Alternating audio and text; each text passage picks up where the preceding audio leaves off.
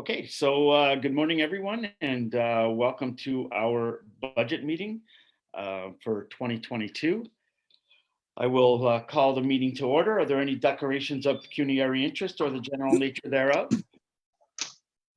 Seeing none, I have a motion moved by Councillor Noble, seconded by Councillor Mann. Oh, sorry.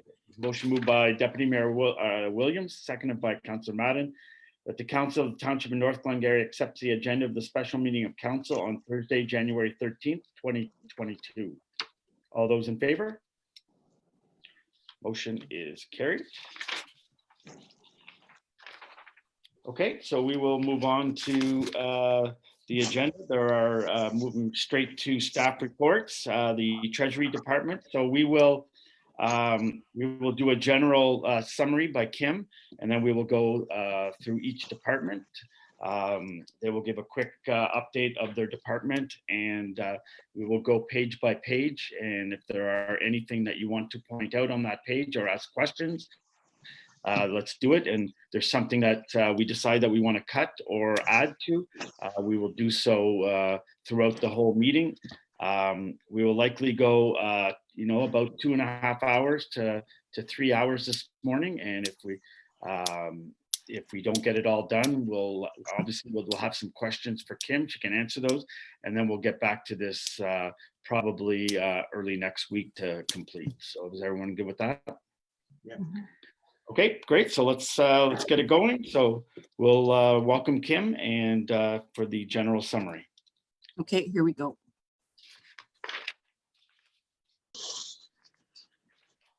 Can everyone see my screen? Oh. Yeah. So just to jump in. So because I can't see everybody with the screen being shared, just please speak up if you have a question. Thanks. So you can see my screen? Yes. Yeah. Okay, so it's the 2022 proposed operating and capital budgets. And just to get the mood set,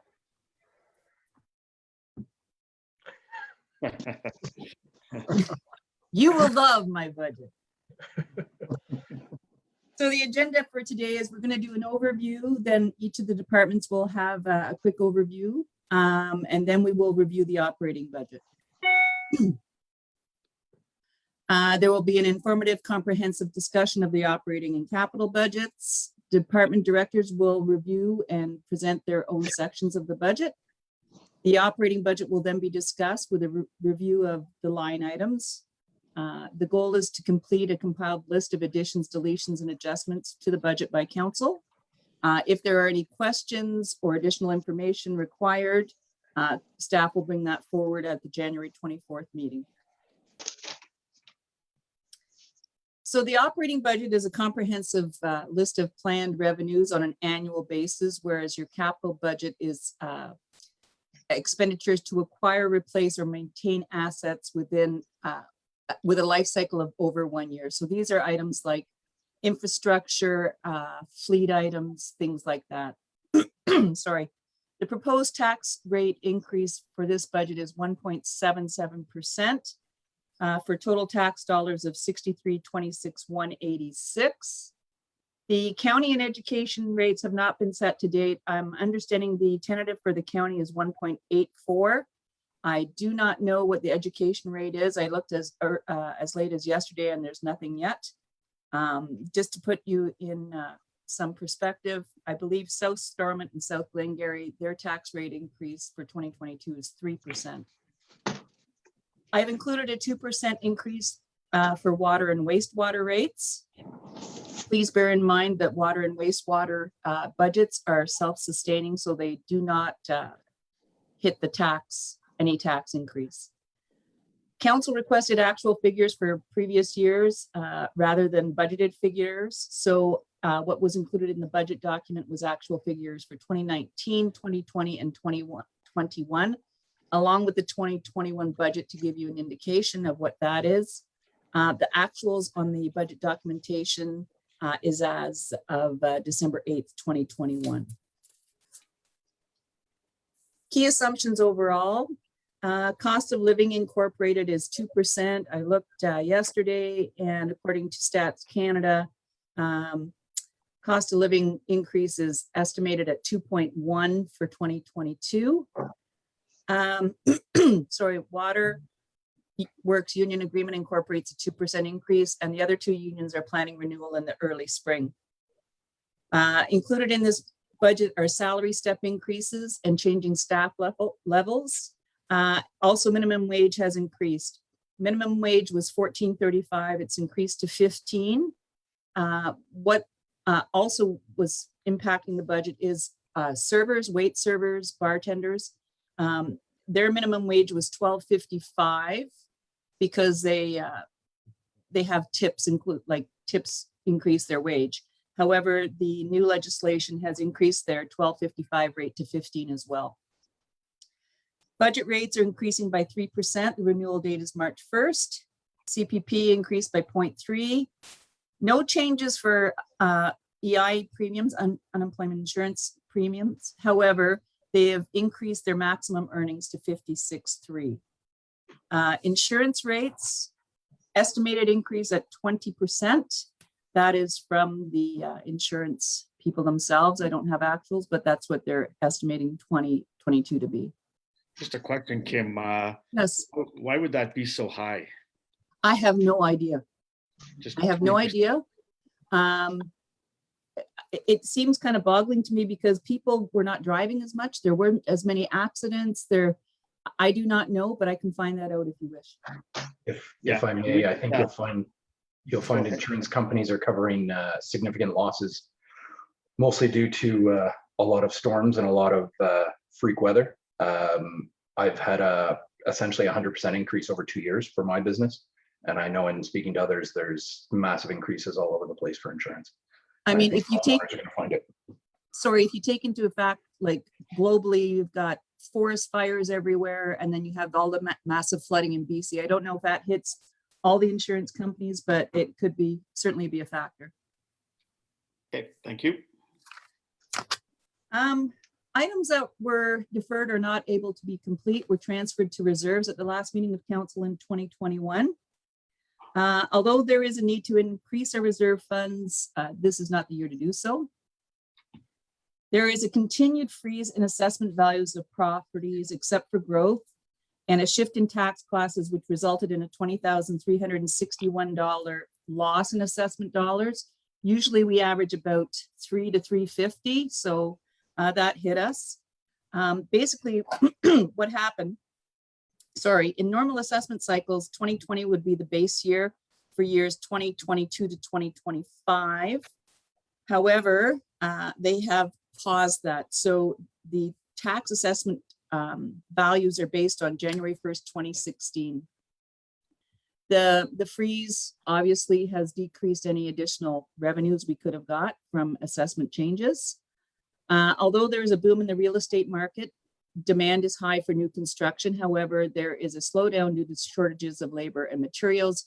So there is a delay in getting those developments finalized. So there's a delay in assessment, which is a delay in us receiving tax dollars.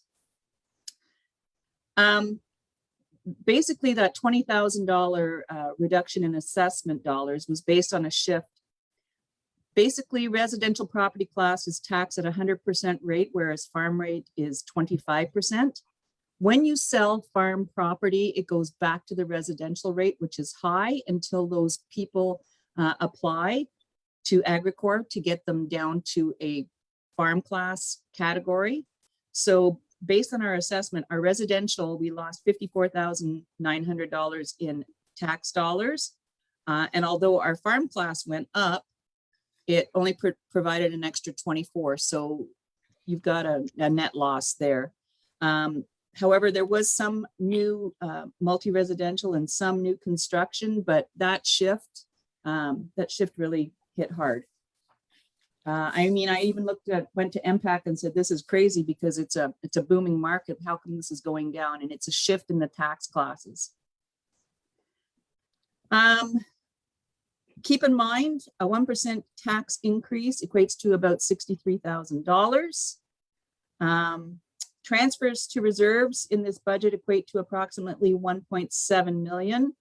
However, What was not spent in 2021, which was not taken out of reserves, equates to about 900. So basically of the 1.7, there's 800 new dollars coming out of reserves. There still is a challenge with availability of goods and services and contractors.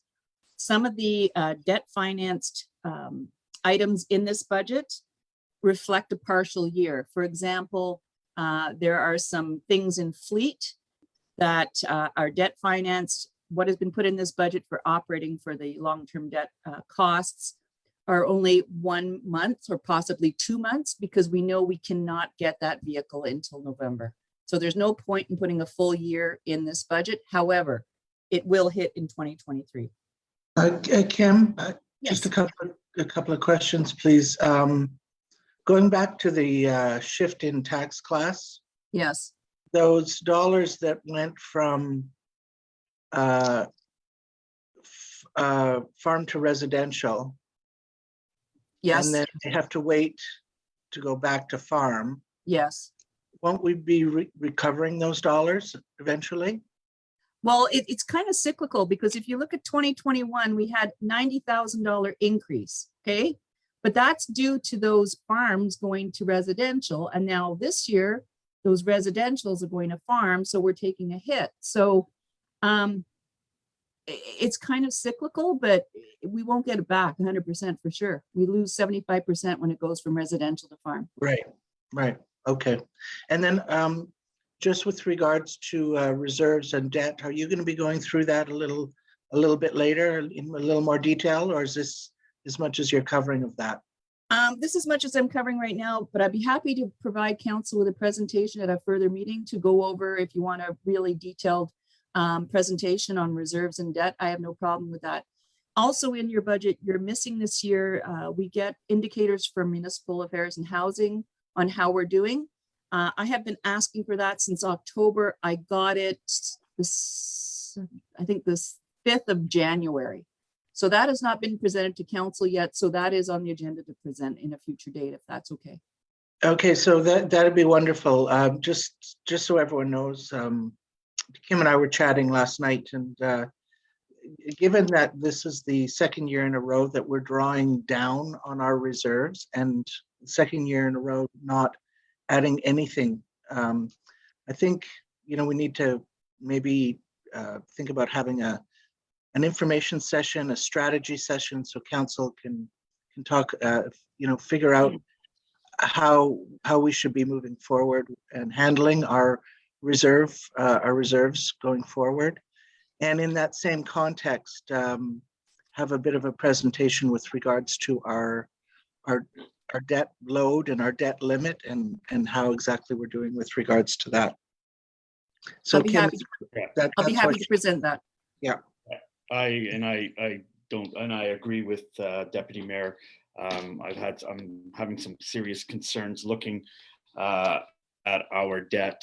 I know that a large portion of that is Maxville Water, but aside from that, we have $2.8 million of debt, and I'm looking. We're adding some more debt this year, and I just looking to the future with in the next 4 years, I think we have 3 more fire trucks coming, and we're putting these over 10 years. And the last thing I want to keep doing is it kills me to look at bridge repairs 2007 and Waterworks Department preliminary engineering of the wetlands.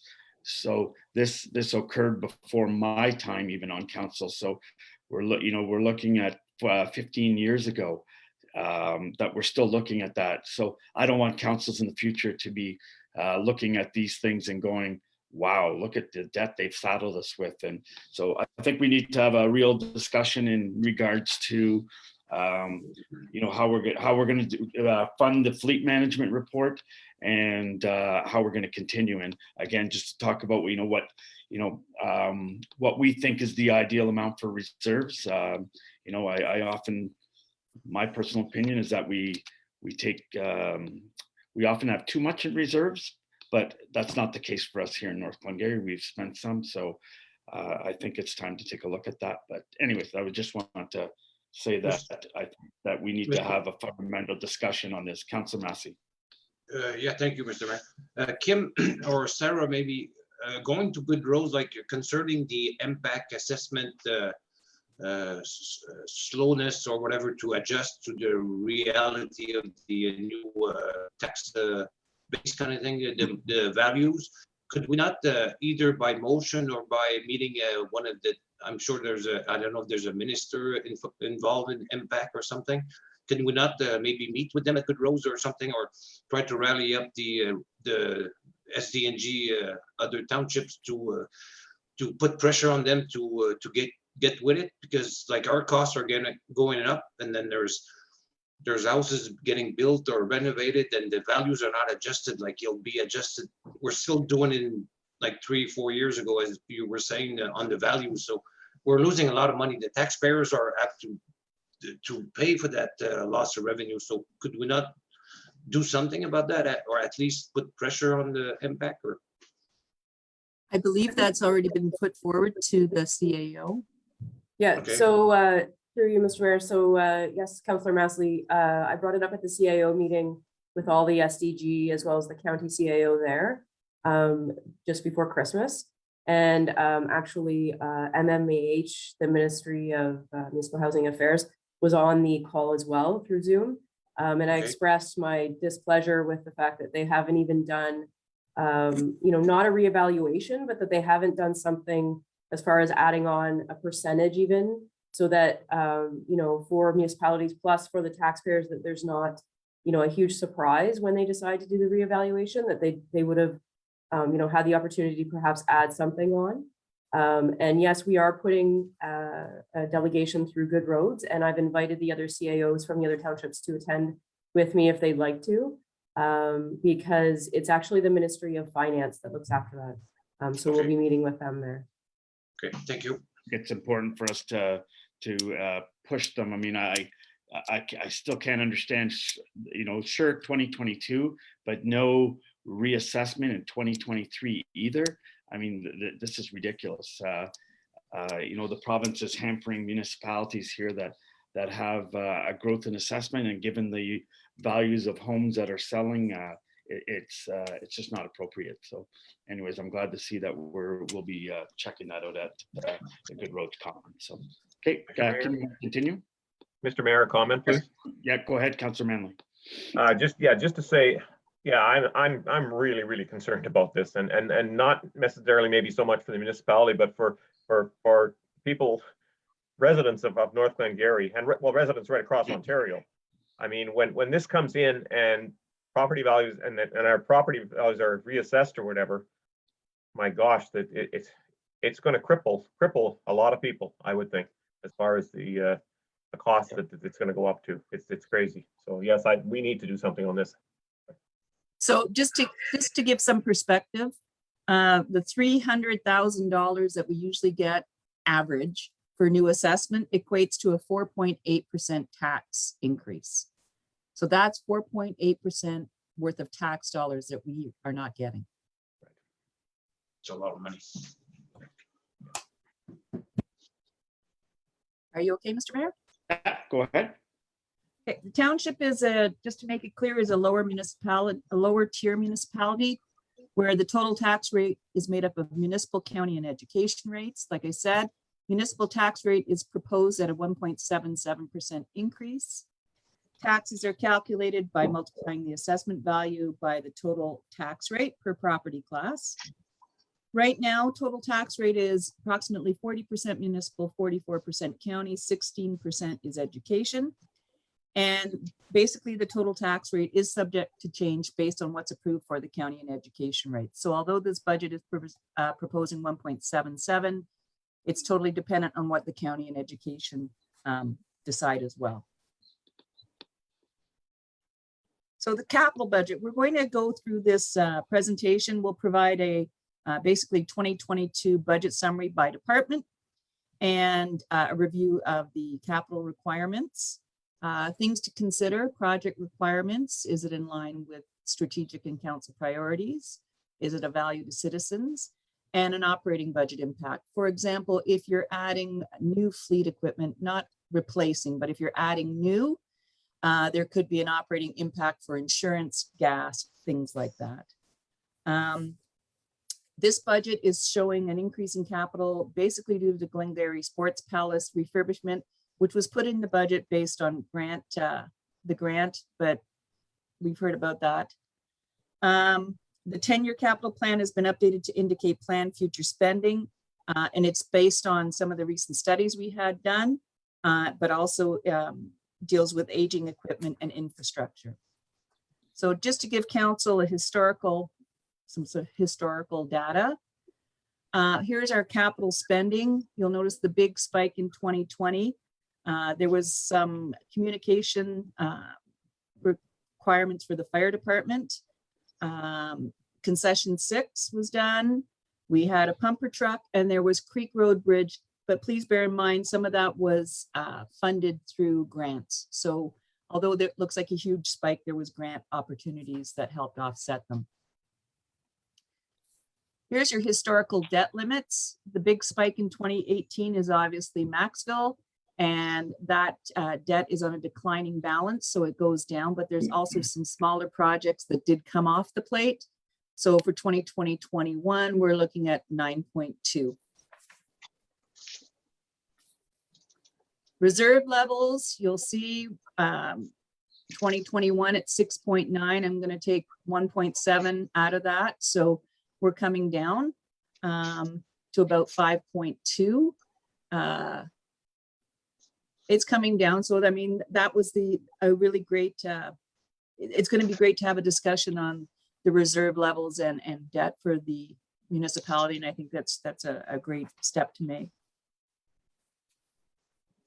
This slide, although hard to see and very busy, this is the total proposed budget summary. So for 2021, at the bottom, you'll see it was 6.236439. 2022 is proposed at 6.326. This is total. So this is not just operating, it's operating in capital. So it's the total by department. So if you look at, for example, roads, it looks huge, but we have a lot of capital items we're planning on doing. This is just to give you an indication of the proposed budget by function. You'll see the majority is public works. And that's been a target, or not a target, a priority by council to do additional road work. Mr. Mayor, if I may. Yes, go ahead, Deputy Mayor. Kim, can you please go back to the last slide? Thanks. And you may not be able to answer this right now, in which case an answer sometime in the future is fine. I see that administration is our second highest cost by function. Is do you off the top of your head, has it always been that way, or has there been a shift? Administration is pretty high because you have the CAO's department, the clerk's department, and the treasury department that makes up administration. So there is a lot of salary dollars indicated in that chunk of change. I can certainly look into it more, and I think you'll find in the operating budget where this figure comes from. Yeah, yes, no, I understand that. I'm just, I guess what I'm more interested in is what the trend is over the last perhaps 5 years in terms of our costs in that department. I can provide that at our next meeting. Very if good. That's okay. Thank you very much. And Mr. Mayor, if I may. Kim, can you also provide us maybe with the our neighbors, municipalities, how that fares in their or summary by function thing? Like, what's the norm in a municipality percentage-wise for administration? That'd be interesting to find out. Okay, I'll do what I can. Okay, thank you. Okay, good to go, Kim. Okay, just one sec. Thank you. Here's the capital summary for 2022 by area. So you'll notice that it's at total is 7.654 with the breakdown. Probably one of the biggest changes was Fleet has increased by about 400,000. Hardtop maintenance by almost 400,000. And other roads by about 200,000 from 2021. A lot of these things, bear in mind, have been funded from reserves. And you will see that coming forward. Capital, proposed capital budget summary is noted by graph, and you'll notice it's the Glengarry Sports Palace one that has spiked this year based on the planned refurbishment. The others, obviously, fleet and basically public works. Mr. Mayor, if I may. Yes, go ahead. Given the fact that we have decided to break this project down into hopefully, fingers crossed, more manageable pieces, doesn't that change the potential capital requirement? No, it doesn't, because it's at it's only at 2.1 million, if I'm not mistaken, right, Kim? Yeah, it's at 2.1 million, which the entire project, the long-term debt based on the grant was 325,000. So it will have an operating impact of, I think it was 40,000. It's the capital dollars, but there's a large grant component in that capital money. So it's based on the original numbers, Deputy. Correct. Not on the Excellent. numbers that were given to us. Wonderful. so- Thank you. Because that was at the time the budget was put together and presented to council in December. They're the figures I had to go with, right? Very good. Thank you very much. You're welcome. So we'll go on to governance and general administration. Ontario Municipal Partnership Fund estimated at 2095, which is a decrease of $72,000 from 2021. So that's just over 1% in the tax levy that we had to try to find. It's based on a calculation and thresholds set by the province and related to growth. Payment in lieu of taxes, these are items that are billed to the Crown. They're billed in the same rate as taxes would be. However, the Crown corporations can pay what they want. They can pay 0, they can pay 25%, they can pay what they want. Currently, about 80% of those billed are collected. So the 2022 proposed budget, we did not go for the 2021 accomplishments in the essence of time. So we're going to focus on the 2022 proposed budget. So for this area, we're going to continue with policy work, either revised or new. We'd like to approve the development charges bylaw. Obviously, a municipal election is planned for 2022. I think it's Reg 588. We have to have an approved asset management plan by July 1st, 2022. It will be a bit of a challenge, but it has to be done. Capital is proposing new furniture for council chambers, and there is annual computer replacements and upgrades. The proposed capital budget is noted. Sorry. No, go ahead. Sorry, the proposed capital budget is, we have council chamber tables, we have the computer replacements, and there's some council laptops. That $40,000 is totally funded through reserves that weren't spent in 2021. Are we able to just cancel the election, save $40,000 and just keep the same council? No? Is that not- But you know what? It's offset by reserves, so it's actually free. Nothing's. Just kidding. Go ahead. I wasn't pulling my Trump line here. That's it for the CAO Treasury Department. So I'm now gonna put it on to Building Bylaw and the Planning Department. So I'll leave that to Jacob. Nope. Everybody Jacob? can hear me? Yep. All right. Yeah. Okay. So, yeah, as Kim said, this is just a quick recap of of our department overview and the proposed budget. So major changes for our budget includes mostly salaries and benefits because we have hired Michelle, the deputy CBO. So this is probably the biggest change. The other changes include mostly just reallocations and stuff like that that we're trying to make more realistic based on our day-to-day work here. Again, we have some the older performance deposits that are kicking in.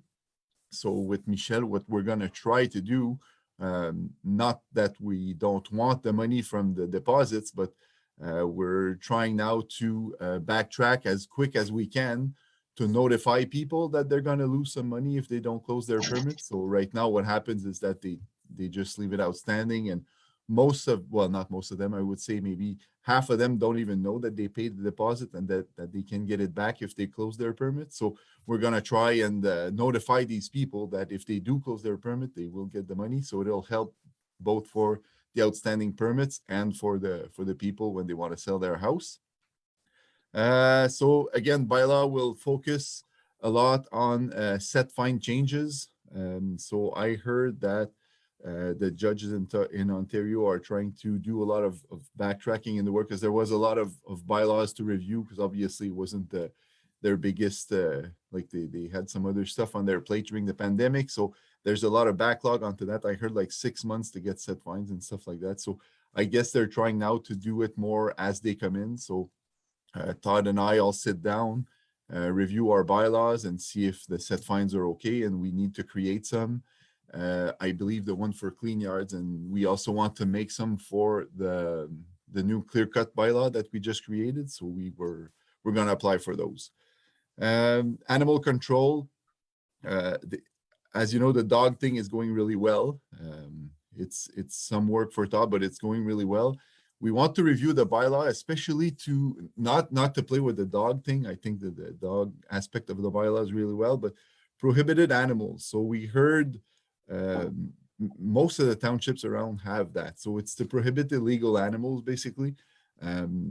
Like, I don't know if you heard in like central Ontario here, one tried to start just a zoo and he was getting like tigers and all snakes and stuff like that. So they had a lot of issues because they did not have any bylaws against that. And animal stuff is mostly dealt with at municipal level. So we're going to look into that this year. Some bylaws to review. SDG counties application process. So this is, as you know, our planner left. So we're currently looking for one. We're going to see how that goes. But even before our planner left, there was a lot of talks between all the townships and the counties to see if like how we deal with application and who does what. So that's something that we're going to also check into in 2022. Creation of subdivision standards, that's coming soon. I'm trying to put something together to present to council. Review of our township zoning bylaw. Again, if we depending on what we get for planner applications, we'll see how that goes. So this is pretty much like the bylaw itself, the wording of the bylaw, it's pretty much done. What we have to do now is just make sure, because we have a lot of properties that are not, you know, the term legal non-compliant. So it's an easy term to use, but it's something that we should not use, I guess. Like, we're trying to not use it. So we want to make the zoning bylaw to precisely match what's happening in the township. So we have to pretty much drive by these properties and see how they're used and see if they match the zoning bylaw. And challenges presented with the official plan and Ontario building code. So these things change often. We just have to keep up to date. The building code, they are talking about like coming out with a new building code that I guess matches a little bit more closely with the national building code, but some changes already are happening, like especially in residential. Just to give you an example, there's a lot of changes that are happening for stairs and stuff like that. So that have a big impact on residential dwellings. So we all have to keep up to date with these things. So that's pretty much our biggest challenges for next year. Again, the LiDAR was completed in 2021, no capital request for 2022. There was a in the budget, I'm not sure, Kim is the expert on the budget with the reserve and with the plus and the minus, but there is a balance to be paid for the LiDAR, but I think SDG, Ontario Power Generation and Hydro One are going to cover for it or something like that. So I don't think we're going to get another invoice for the LiDAR. LiDAR, by the way, is just like a kind of a new layer we're going to use. It's mostly for planning. It's going to be like matching with the GIS and stuff like that, like for properties and relief and stuff like that. So it's going to be pretty neat once it's up and going. And replacement of vehicle for the bylaw enforcement officer. That's planned for 2022. Okay. Thank you, Jacob. Yep. Perfect. Any Now we'll go on to community services. Yeah, So, Mr. Mayor, just a question, please. sure. So we're going to be going back and looking at the revenues and expenses later. We're going, yeah, we're just going to give a quick overview of the proposed budget, and then we are going to be going through each page by page. Okay, thank you. I'm not done here.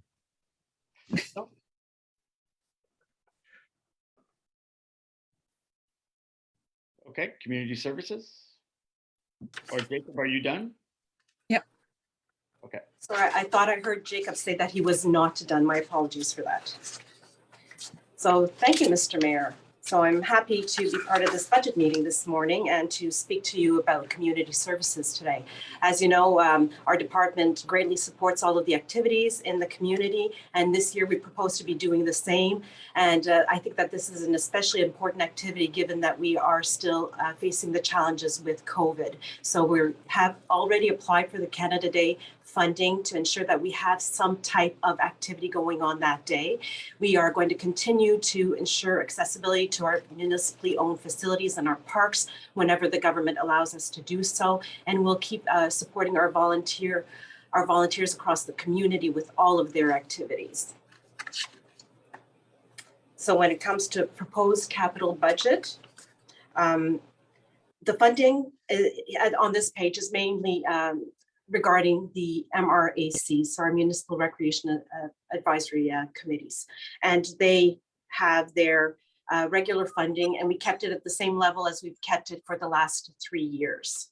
So basically no change at the level of that budget.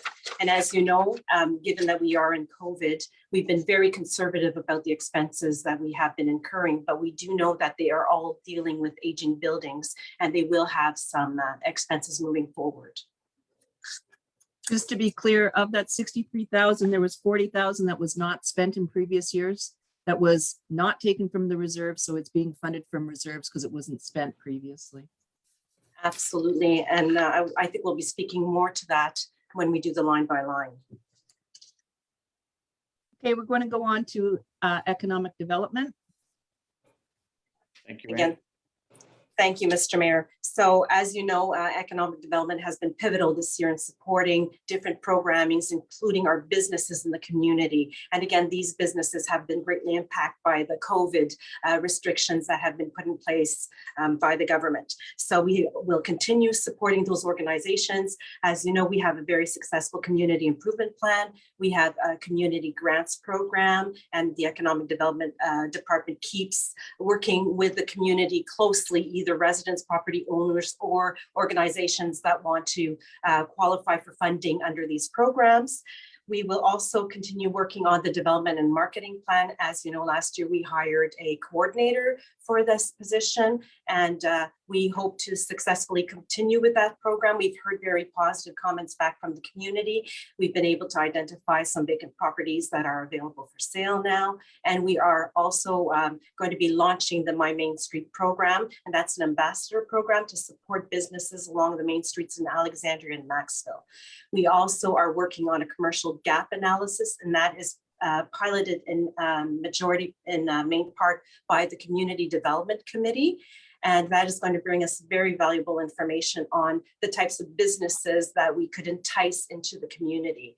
And again, we are working to support the development charges study that's being managed by the CAO's office. As for capital budgets, there is some carryover from last year because we were unsuccessful in either getting contractors to do the work or just due to general COVID regulations. So we have the interpretive panels that are up in that budget for $15,000. That said, there may be some changes to that because, as you know, SDG did approach us with a panels program, and there may be a way that we can reduce this amount by, I expect, about half. So that's a modification that I had discussed with Kim, but at the time that SDG came to us, this budget had already been basically presented to council or had firmed up for council. We have the bench that we do want to get installed this summer at the Monroe Morris Macintosh location.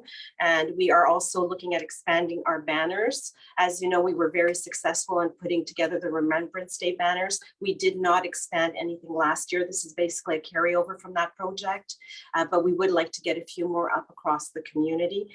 And we are looking at maybe most likely changing the Glengarry routes map. So what we would do is go through our existing stock and prepare to print out the new Glengarry routes maps. And this is upon the successful completion of the SDG panels project, as well as the panel that would be going at the King George Park. Just so council is aware of this 28,000, 22,000 is funded through reserves. So if the county put some money in, it will just mean we don't have to take those monies out of reserves and they can be used for something else. Okay, thank you. Thank you so much, Kim. Okay, going on to the Recreation Department. So through you, Mr. Mayor, as you know, we're dealing with aging facilities. We actually have a building condition assessment program that's ongoing through the CAO and the finance department at this time. So we are going to be working on that moving forward. We're continuing to train staff to meet all of the regulatory requirements that are obligatory in our buildings. As you know, we have the Ministry of Labor and as well as TSSA that we have requirements obligations to fulfill for. Also, we are going to continue with the beautification work on parks, including Island Park, Mill Square, and Centennial Park, and King George Park.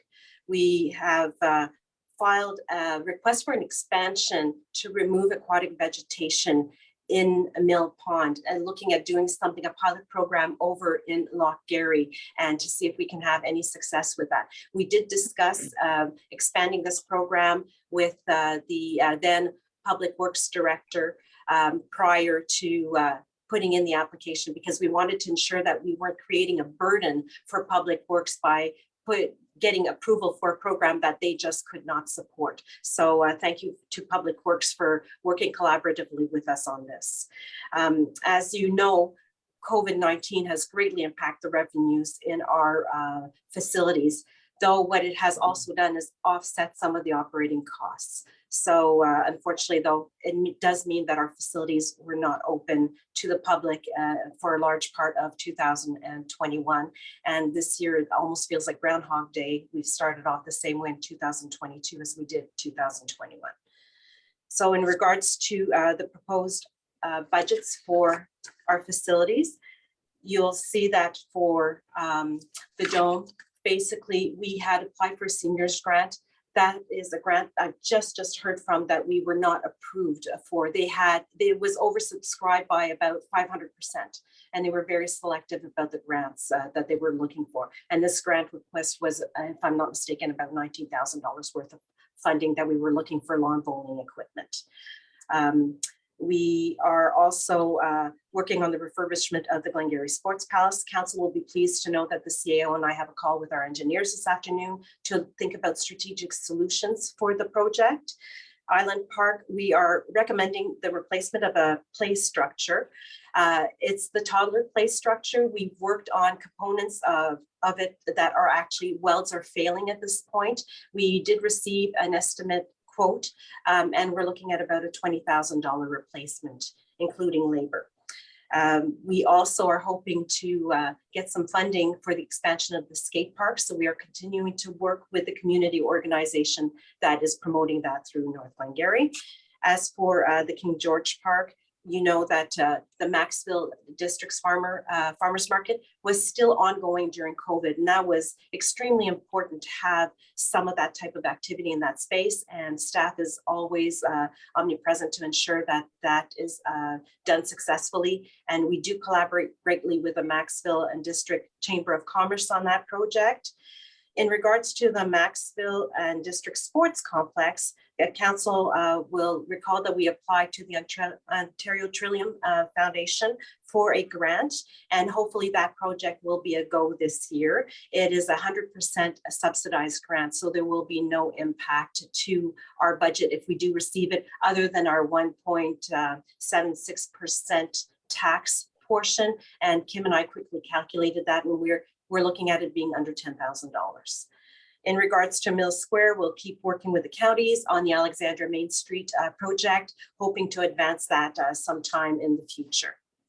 So when it comes to the different proposed capital budgets, you'll see that for our first budget proposed, this is Maxville, and this is the grant component that we were speaking of.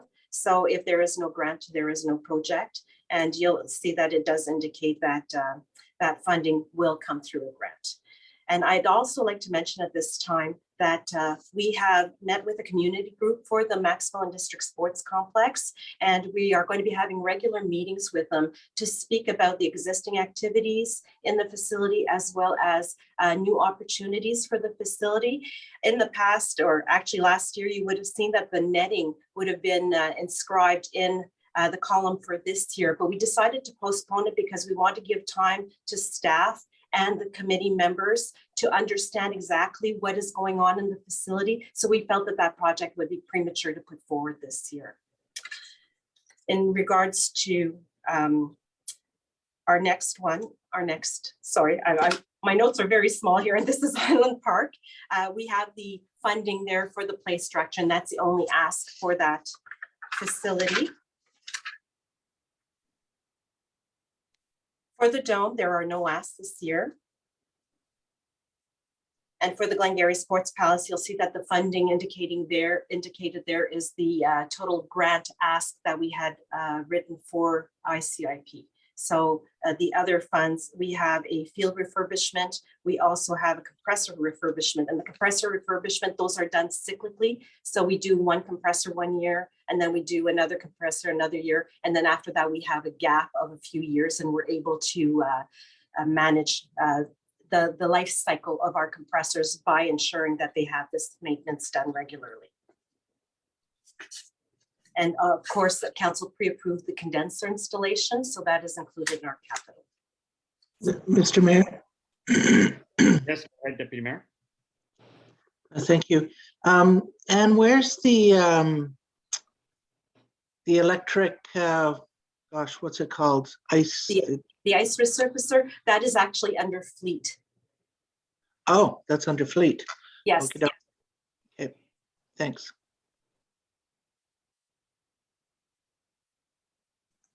Okay, now we'll go on to the fire department.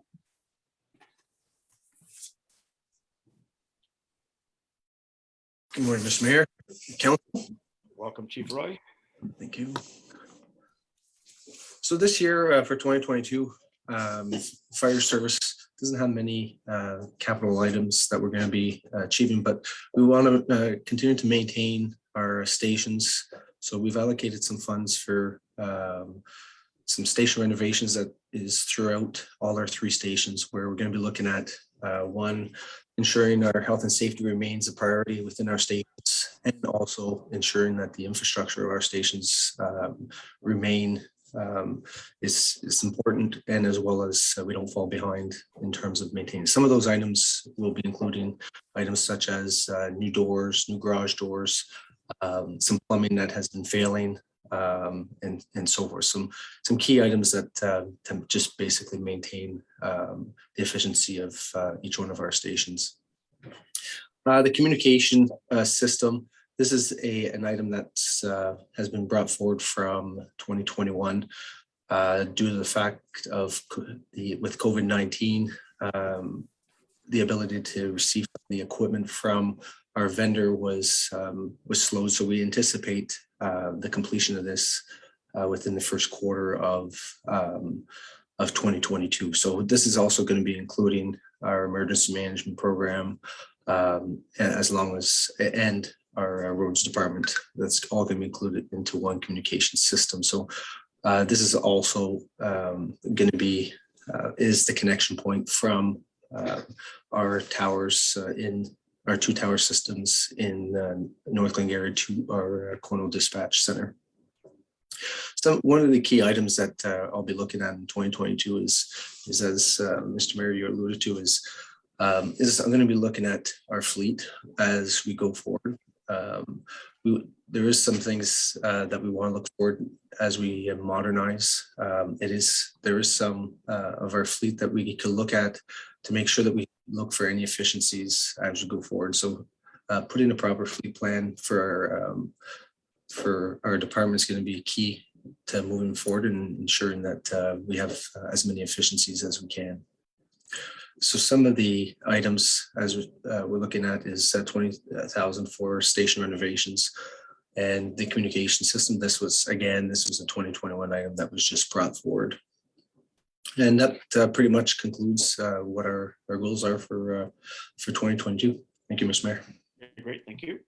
And of that, as Chief Roy said, the communications at 47,000 was a carry forward from 2021 unspent. So basically the tax base is only hitting at 20,000. Perfect, thank you. Under corporate fleet, basically council has a huge list. I'm just going to touch base on the total for 2022, which is just over $1 million. Of that, there is included the ice resurfacer at 143,000, which is coming from the Modernization and Efficiency Fund, which council pre-approved. There's 50,000 coming from the Fleet Reserve. Then there's 48,000 coming from water and wastewater for their vehicle. The big ticket item here is there are 2 tandem trucks, I believe, at 680,000 for the 2 of them, which will be debt funded. And again, as noted earlier, there is only 1 month of long-term debt charges in the operating budget for this based on the thoughts of when we could possibly get it. But if council approves this, it will have a full impact in 2023. And that's about it for fleet. Mr. Mayor? Yeah, go ahead. Question, please. Councilman. Yeah, I'm just, Kim, I'm just noticing in our budget on page 58, it lists 110. Oh no, sorry, there it is. There's the other one. Okay, I see the 2 tandem trucks there. Just a question though, Kim, the pumper truck that's listed, unit 67 at the bottom of page 58. Is that public works? That's not fire that we're talking about there, is it?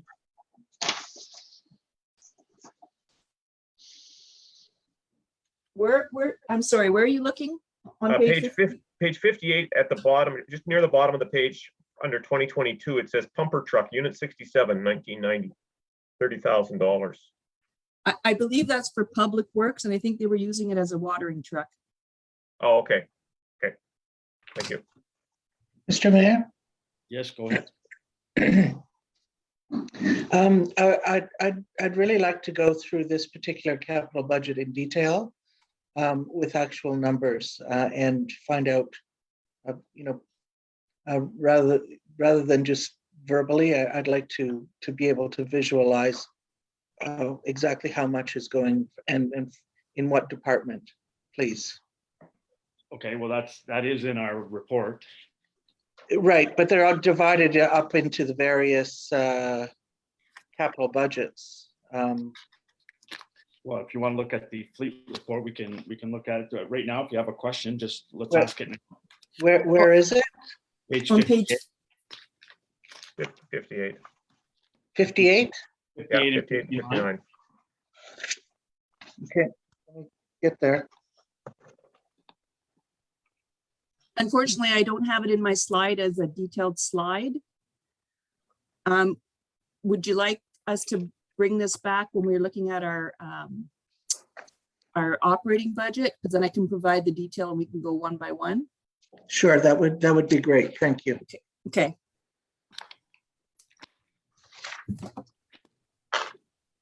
Okay, so moving on to to Public Works.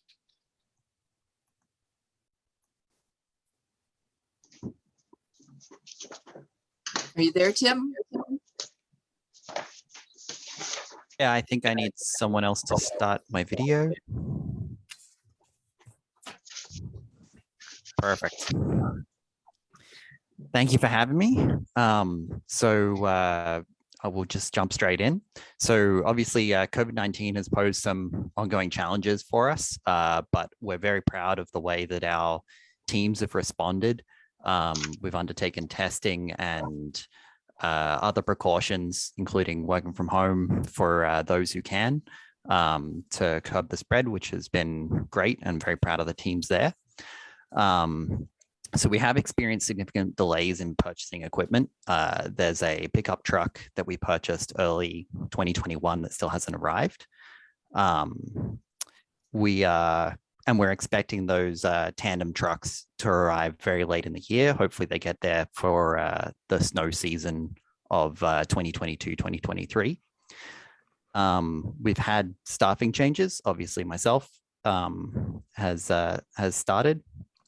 We're also waiting for clear direction from the Blue Box program for when the full producers will take over responsibility of processing the recycling.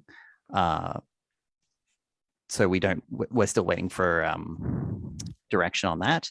And we also have the issue of the condition of the rare building. So obviously we want to bring that up to an acceptable standard, both for the working conditions of the workers who are there at the moment and for that asset that we can manage. It's going to be a lot cheaper to upgrade it now than it is if we want to upgrade it to use it for something else or to sell it or something like that. So in 2022, we plan to implement the... Excuse me, Mr. Mayor, if I may. Yes, go ahead. Tim, just with regards to rare, we've been circling around this discussion like long before you arrived, and I'm just wondering where we are with that, without having to wait for the government to make decisions, which who knows when those are going to be coming. I think are you kind of getting your feet wet in that to get ready to make some recommendations? I don't remember where we were at with that. Absolutely. So there is a question of what we do with that rare infrastructure if it's no longer needed. So we, at the moment, until there's a change, we need to keep it because we need to process the recycling for the township. It is a lot cheaper for us to process that ourselves than it is to use a different, like a private sorter. So it's advantageous right now. Once that changes over, we don't know where we're going to fit inside, how those facilities is going to fit inside that program. But the expectation is that it will no longer be needed. So we'll just need hazardous waste disposal and pickup days.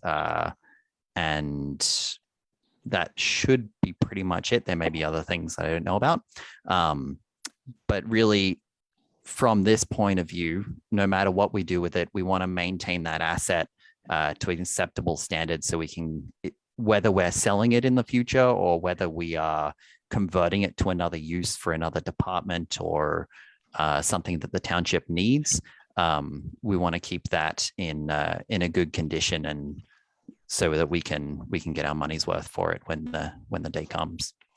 Okay. Yeah. Yeah. Thank you for that. I didn't realize we already knew. There was, I think, the last time we discussed this, that there was a question as to whether or not it was actually cheaper just to, for the taxpayer, just to contract out our recycling. But I apparently you've come to the conclusion that it isn't. I didn't know we had those numbers. Yeah, it was one of the first things. I'm sorry, I didn't know everybody didn't have those numbers. It is one of the first things that I looked into when I got here, when I encountered rare, but I can look into it further, absolutely, and maybe we can have a further discussion on it. I did ask the rare manager to go through our costs and came up with a number of what it costs us and what it would cost to do it somewhere else. What mostly comes in is a tipping fee, so we don't pay any tipping fee to to use our own sorting facility. However, if we went to, say, GFL doesn't sort, if we went to another sorting facility, I believe South is using somewhere up in Kingston, that is costing them a lot of money. And so during this transition period, it is the most cost-effective solution, or that's what my research has found. And I can certainly go into that more detail later. Excellent. A report would be very welcome. Okay, continue on, Tim. Okay, so culvert inventory. So we want to do an inventory of the culverts, their condition, and update that, update those assets. Hopefully we can track it on the GIS, including catch basins and drainage. And then we've got some money set aside to upgrade those. We want to investigate speed sensors and implement a traffic tracking program.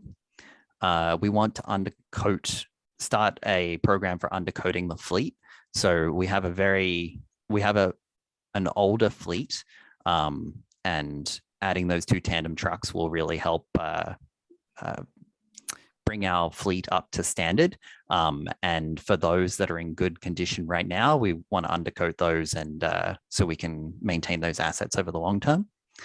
We're going to continue, obviously, talking with the RPRA regarding the blue box regulations.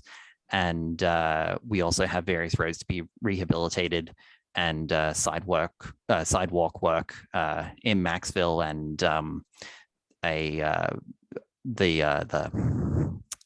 the project that we did to go and identify what needed work in Alexandria and anywhere else that we have sidewalks as well.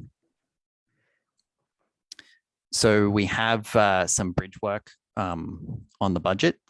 So Bishop Street, Dominion Street, and is for 2022.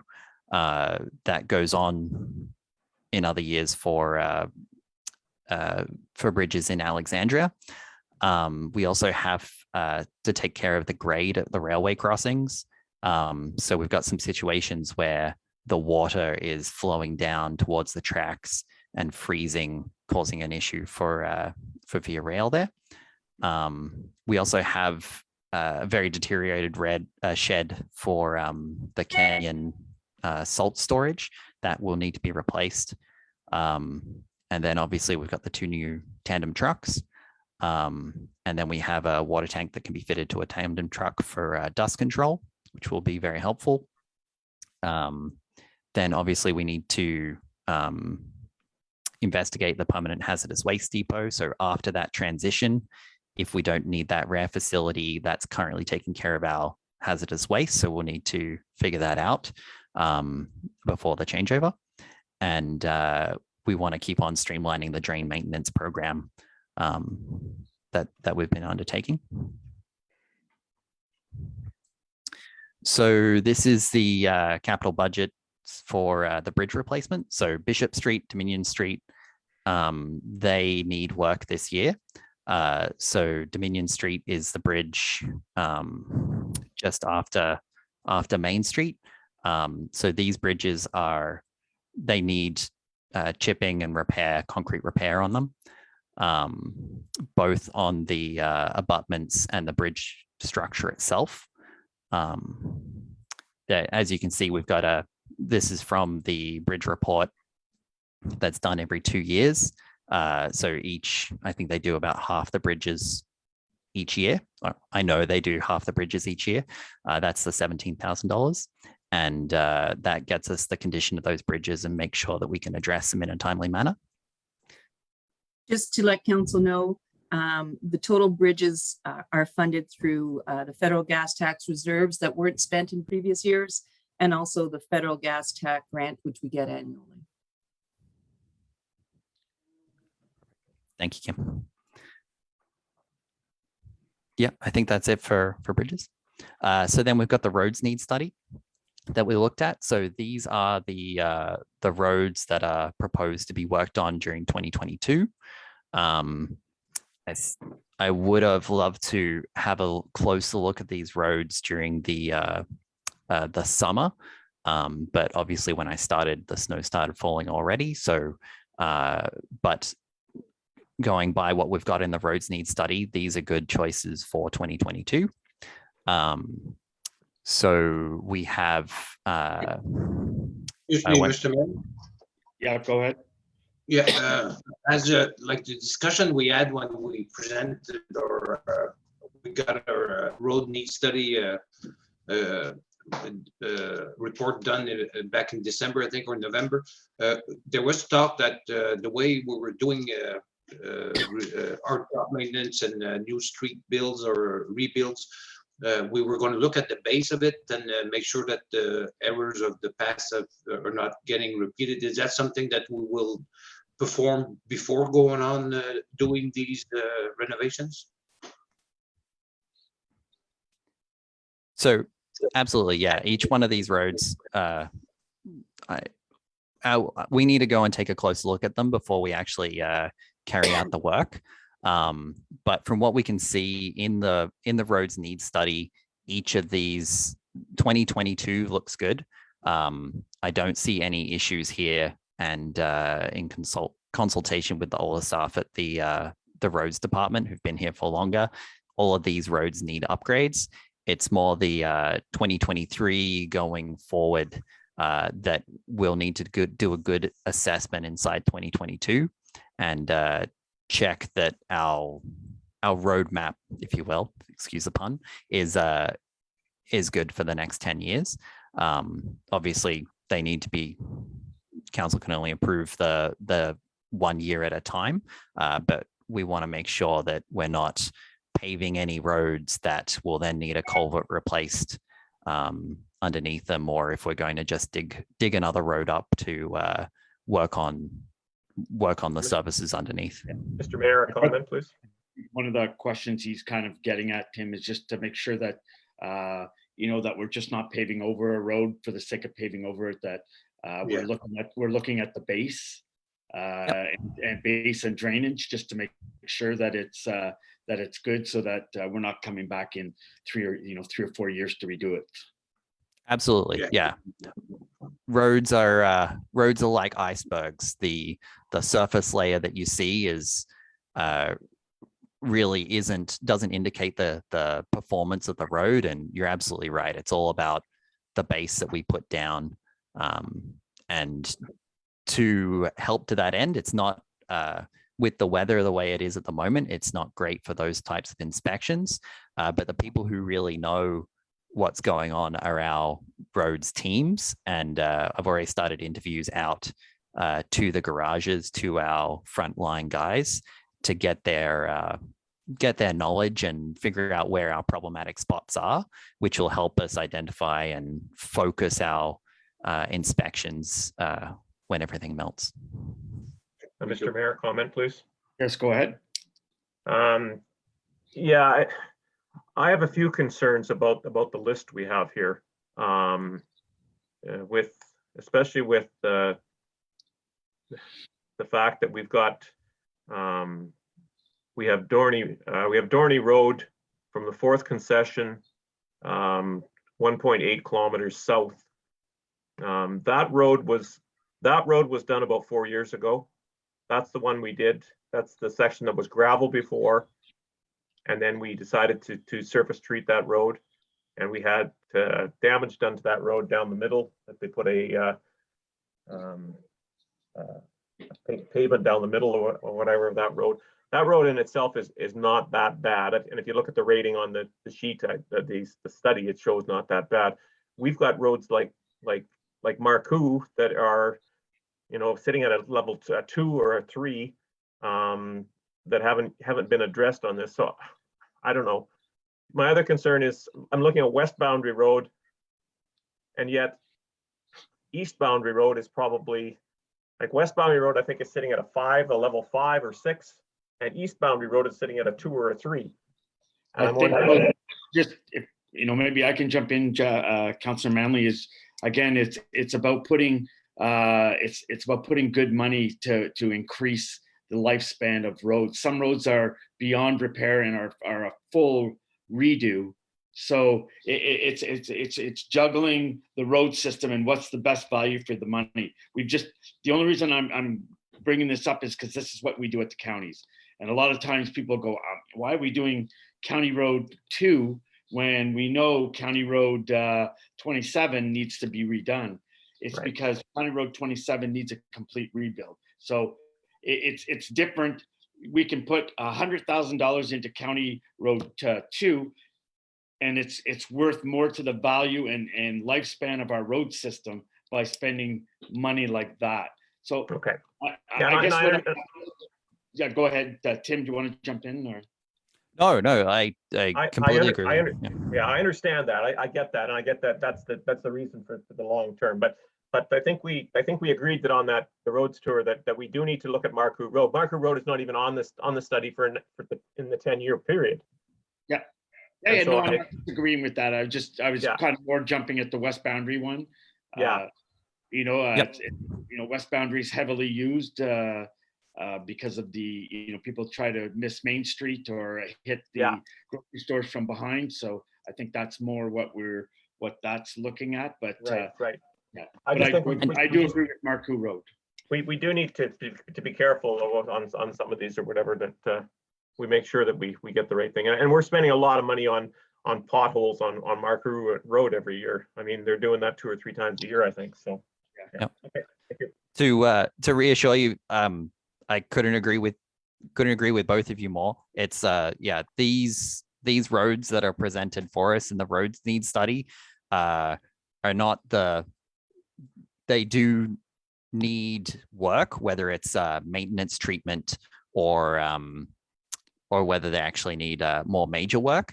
Right. But I don't think we're not gonna step backwards by doing this work. But you're absolutely right. We need to take a more in-depth look at the roads need study, and especially based on the experience of the roads team and who've been here for a while, and your own comments there. And when the snow melts, I plan to get out there myself. Excellent. And order some proctor testing, order some engineering of the sub bases in these areas, and maybe we can realign the next couple of years. Right. Perfect. Okay, that's great. Thank you, Tim. Right, Mr. Mayor, just like I had proposed, like in December or last month, when it comes to roads, like even if we had a special meeting of council of an hour and a half, just to have a discussion just on roads, so we get all our heads clear, straight, or ducks lined up, and then we'll have and then we have a discussion, then we proceed.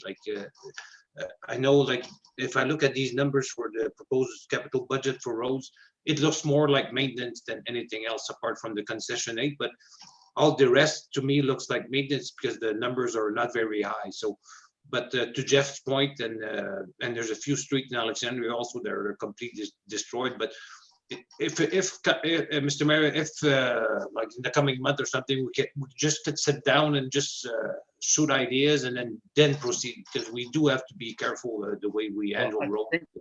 I think that we can maybe just bring some to committee of the whole in February, but I just want to remind everybody that we just had a roads needs study done. So, if this is kind of if we're starting to go back to what we did before and just picking roads, I don't know why we're doing a roads needs study.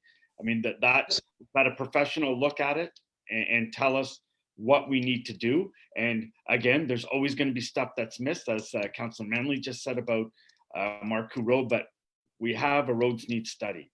So to start going off of that, then we may as well throw it out the door. It's Yeah, I'm not suggesting that, Mr. Mayor. I'm just suggesting that we, at least we get at ease with all and I know we have to follow the road. what I'm saying again is that's in the roads need study. So anyway, Yeah, no,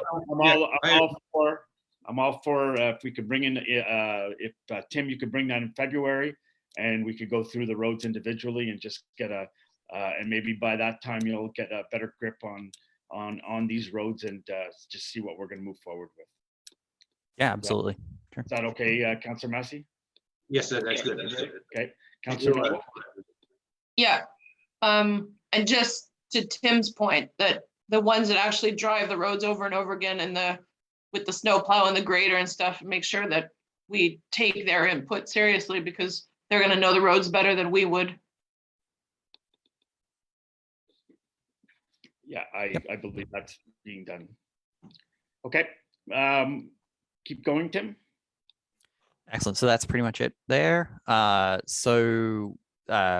As we previously talked about, we have a sidewalks maintenance program.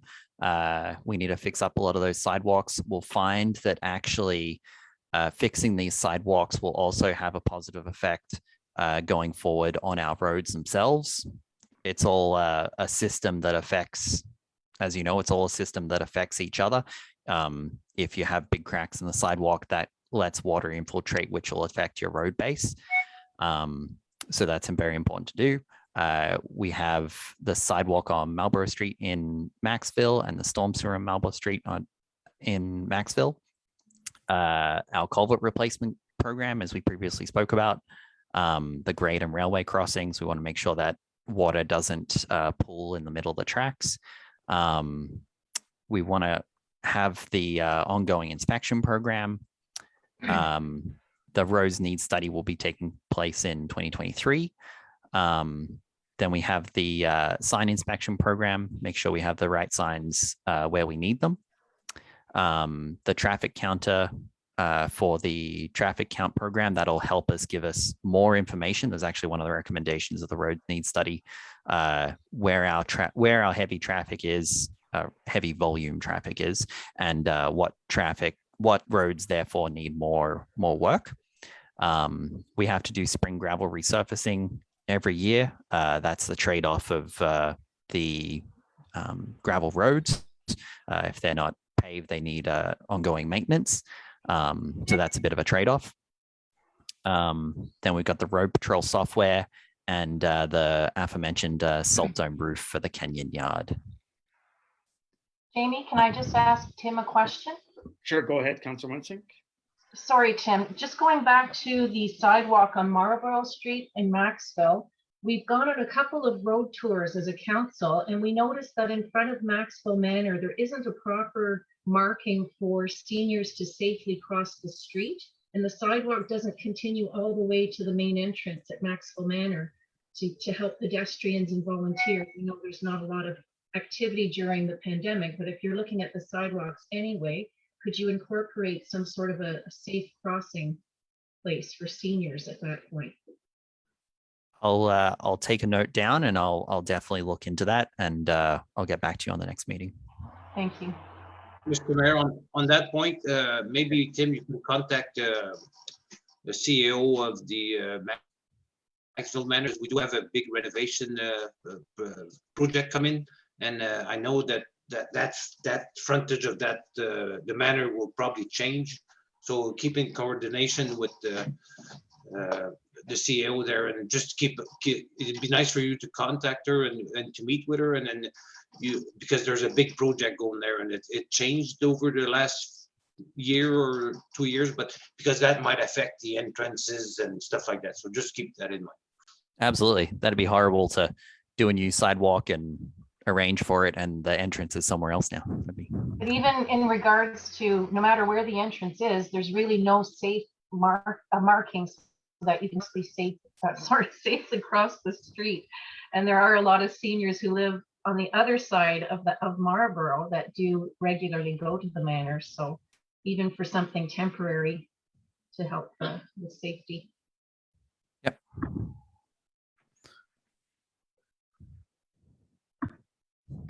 Okay.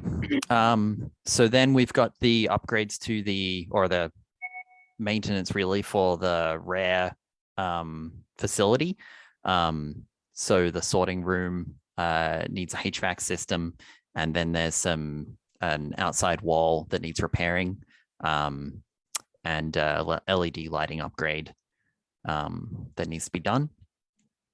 These all add to the value of the property, and we're confident it's something that we can undertake now that won't hurt us later. It's not like we're going to lose this asset after the blue bin changeover. So then we've got landfill. So we have reporting requirements.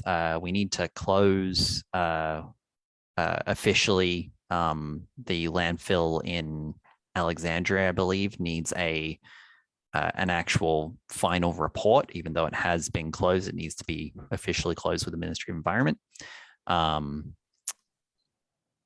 Yeah, we have to monitor those wells for leachate in the soil and make sure that we're meeting our environmental requirements there. That's pretty much it. Now we'll go on to Waterworks. Yep. So proposed in 2022, we've got the upgrade to the Glenn Robertson SCADA system for our monitoring. We need to replace 2 UV units for the Glenn Robertson system. And we need to inspect the intake and the upstream channel there. We need to install a new dike retaining wall to help with the water flow. That's pretty much it there. So for the water distribution, we need a tender for replacement of the 200-meter section of the 4-inch diameter cast iron water main with a 6-inch plastic on LaKeel Street East. Sorry. We need to tender a 400-meter section of 6-inch pipe on Tobin Street, and we want to continue with the water meter valve and hydrant replacement programs.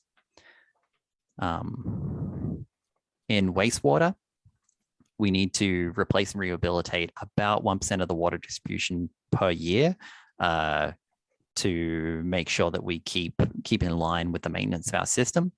We want to continue our partnership with the Sewer Line Warranties of Canada. We want to begin implementing a sump pump disconnection program. We want to create a water loss reduction program, and we want to secure funding for the Alexandria Sewer Lagoon Treatment Facility upgrade. That's very important and very major to the continued expansion and allowing the need for hookups to our sewer system in Alexandria, as we're going to run out of capacity if we don't keep on upgrading it. So we have the flow meter stations. We've got the Water Street main, $155,000. Replace the water main on Tobin Street. We've got the valve and fire hydrant replacement. We've got the hydraulic modeling. The leak detection system will be the next year. We do have the water meter replacement program for those that need replacing. And we want to implement some new electronic logbook software to make our reporting a bit more efficient and reduce the stress on our operators. So the SCADA upgrade will allow us to better control the water system in Glen Robinson, because we have to monitor that to make sure it's good for our residents. We do have the 2 UV units that do need replacing. We do have a CL2 analyzer, and we need to clean the casing there. All pretty standard. I don't think there's any much that we didn't expect in the water budget. So we did sewer flushing last year. I don't know if we did any reline actually. We do need the pumping needs study. I believe that's for the the lagoon in Alexandria. We need flow testing. There is a hydraulic model study for Alexandria and Maxville, and the SCADA for the Bishop Station down in that's the west, northwest of Alexandria. We need 2 new sewage pumps.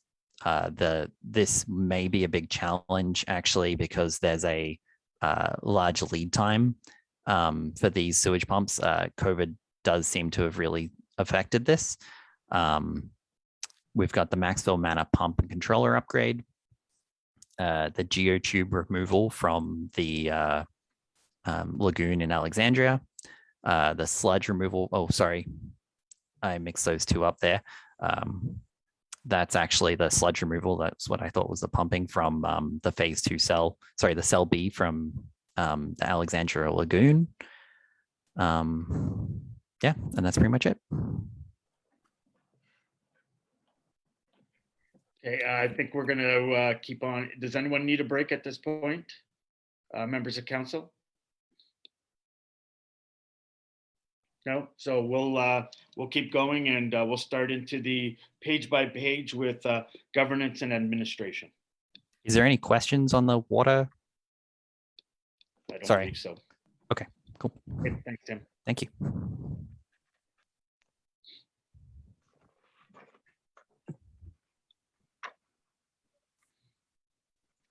Okay, So so did yeah, go ahead. So we're starting with governance line by line, and at the top you'll see it's on page 17 of your budget if you need to reference your budget, if it's easier to read. Sorry, where's the, oh, there we go. Thanks. Okay, are there any questions on the council department? Yeah, go Mr. ahead. Mayor, Yes.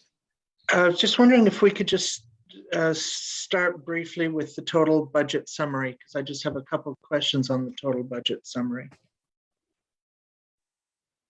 Sure. Go ahead.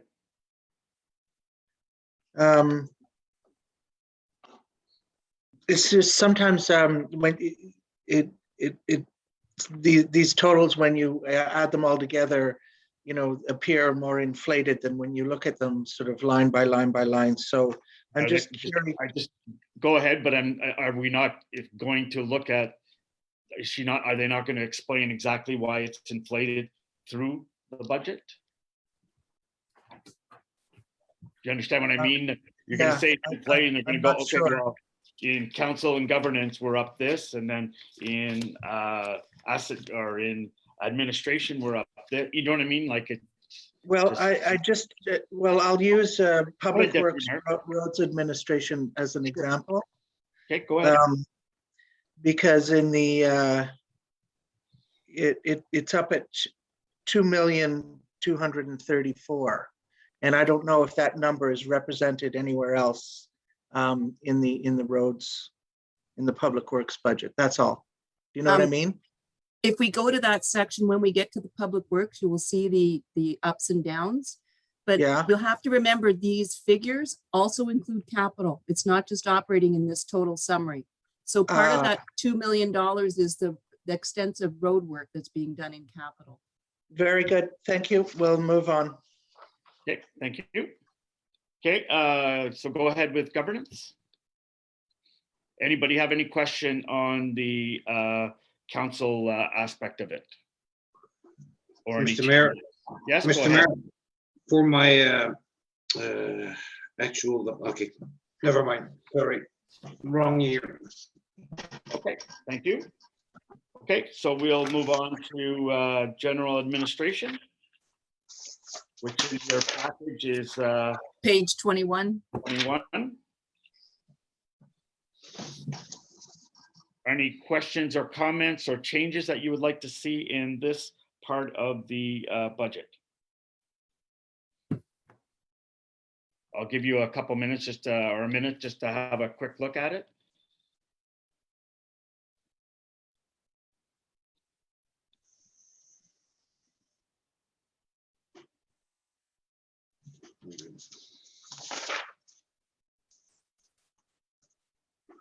I just have one, Mr. Mayor. Yes, go ahead. It would be an expenses expenditure. Is there a reason why we use that word instead of expenses? Because it's, well, anyway, it doesn't matter. Sorry, what's that? Okay. The expenditure, like you would not just say expense. Same difference. Yeah, so we could use expenses, we'd do the same thing.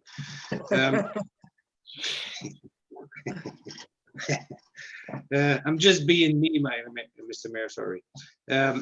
In the proposed expenses for 2022, like we went proposed for employee benefits, it's up to 190, and then the actual values are 167. If the cost of living went up 1.2 or even 2%, that doesn't add up. Like, and the benefits are actually employee benefits for things like your Green Shield plans and things like that, and CPP and EI. And so all those changes occur in that benefit line, and our benefits have increased by 3% for 2022. And Councillor Massey, the 167 is to December 8th, so there's another whole month. Oh, okay. Okay, thank you. And then and I see down at line 4267, we do have a senior support for the Legion, which we always usually budget $5,000. If we drop that down, like, I know it's a little minute changes, but at the end of the day, adding up, they do make a difference. So, and Okay. we're always, yeah. So I'm just going to say, and I'm not sure where that comes out in the budget, but the furnace just went out at that location. So Okay. there's going to be some there's going to be some repairs being done. And if you, so that, and Councillor Massey, if you look at actuals for 2019, it was 4866, which is close to that $5,000 mark. And please Okay. bear in mind, for the last 2 years, COVID has had a huge impact on A, attendance at these facilities, and B, getting any work to be done. okay. No, it's okay. Just yeah. Thank you, Mr. Mayor. Thank you. Just to question on the election costs. What did we pay out in the last election? And is that enough, or is it too much?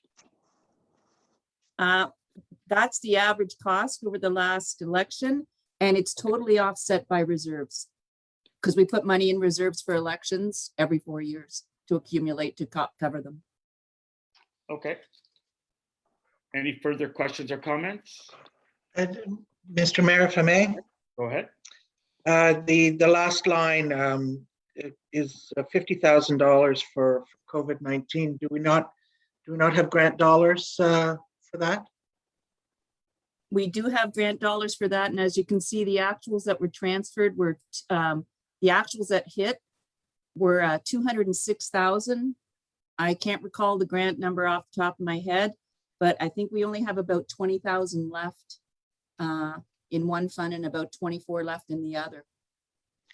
And so what would, I'm not trying to be dense here, but what would we need $50,000 for? That's basically to expend the leftover grants. It's offset with a transfer from those reserves. So really it has zero impact on the tax base. And we're continuing to buy hand sanitizer, masks, and things like that. Yeah, okay. I just as long, yeah, that's good that it's not coming out of the tax base. Thank you. No. Any further questions or comments? Okay, seeing none. Go ahead, Kim. You're looking at the Other 10-year services, sorry, is on page 24. This includes ambulance, the conservation authorities, crossing guards. Okay. Mr. Mayor? Yes, go ahead. Can we not, like, I know the capital budget was presented a little bit earlier this morning, but can we not Yes, have it? I agree. I think we should look as we go through just at the capital expenditures for that department. So, So I'm looking at laptops here, and council laptops, 10,000. I don't know, but I know my laptop is doing pretty good. I don't think I need a new laptop, so I'm pretty sure other council members also. But I think though, Councillor, I mean, I'm not sure that you know, what if none of us win the next election? They'll need to buy laptops. So it's based on that. We don't give the laptops back. We keep them. So it's based if somebody gets elected. So if it's not used, we won't spend it. Okay, thank you. Any further questions on the? Sorry, go ahead. Councillor Massey. Also those the laptops and all the administration capital budget is $40,000. It's totally funded through reserves that weren't spent in previous years. So it does not affect the tax base. It did affect it at one point there because it's got into reserve, but I understand but If we don't buy them, we don't move the monies from reserves. So that just yeah, stays. okay, that's okay. Yeah, because it does come from tax base. Yeah, at one point it did. Yeah. Okay, so we'll move on to other services. Do members of council have any questions on any of these? I'll give you a minute. Quick question. Yes, go Livestock ahead. sorry, thank you, Mr. Mayor. Livestock and poultry grant, out of curiosity, what's that and what does that pertain to? Whenever there's livestock damages, but go ahead, Kim. That's exactly it. When there's livestock damages, the farmer can apply for the grant to offset the cost of the loss. So I love that we're in charge of that. And we took a we're budgeting for a $2,000 loss. It makes no sense, but anyways, that's, and if you, yeah, anyway, I'm gonna just leave it at that. Any further questions or comments on other services? Yes. Councillor Massey. Yeah, sorry again.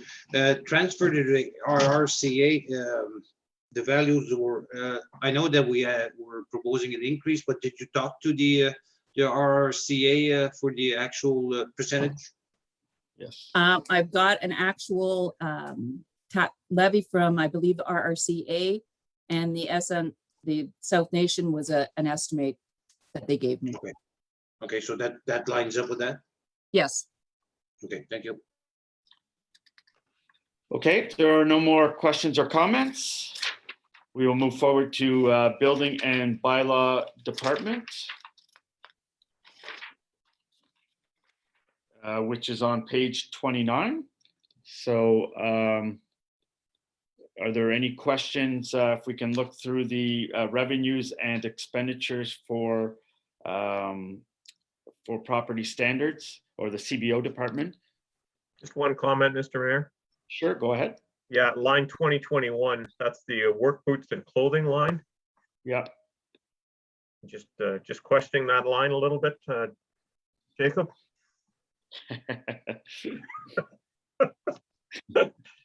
So that wasn't Jacob's doing, it was my doing because we have an extra body. I can provide a serious answer though. It was raised a little bit because we have hired Michel and he's on that budget too. So we'll provide him some shirts and stuff. So that's why it was increased a little bit. No, there's no question. Okay. Thank you.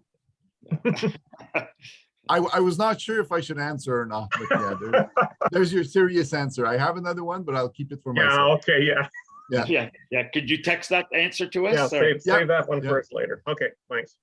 Any other questions on the CBO aspect of the revenues and expenditures of this department?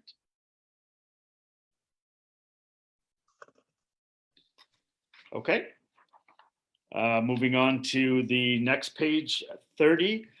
This is the top one is the expenditures of Bylaw, revenues and expenditures for Bylaw.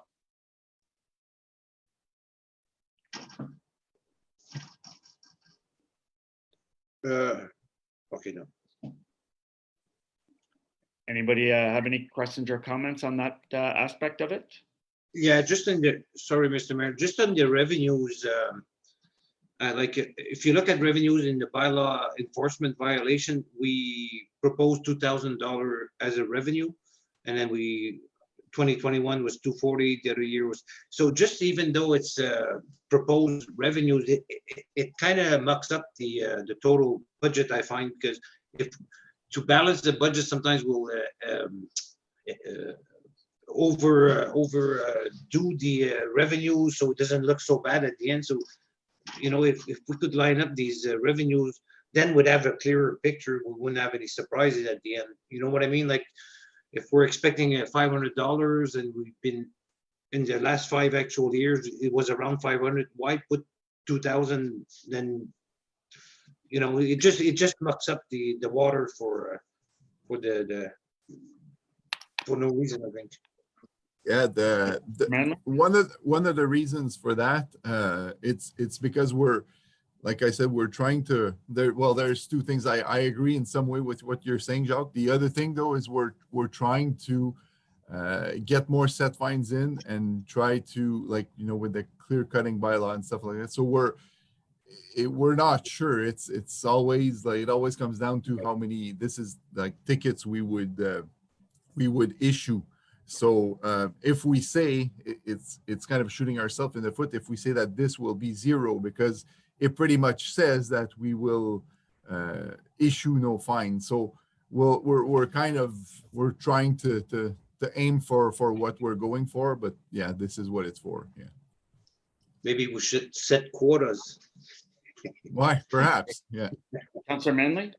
Yeah, just on the flip side of that, if you go down to expenditures, then you'll notice under overtime, 2020 was $9,000. 2021 was probably around $8,000. And then we didn't budget anything in our budget this year for that. Should we not budget for that? I mean, we obviously know that as a bylaw officer, he's going to have overtime in there. Don't know, just a question. I had the same question actually, but I had a different view from Councillor Manley. I'm wondering why we're having so much overtime. Can you explain that to me?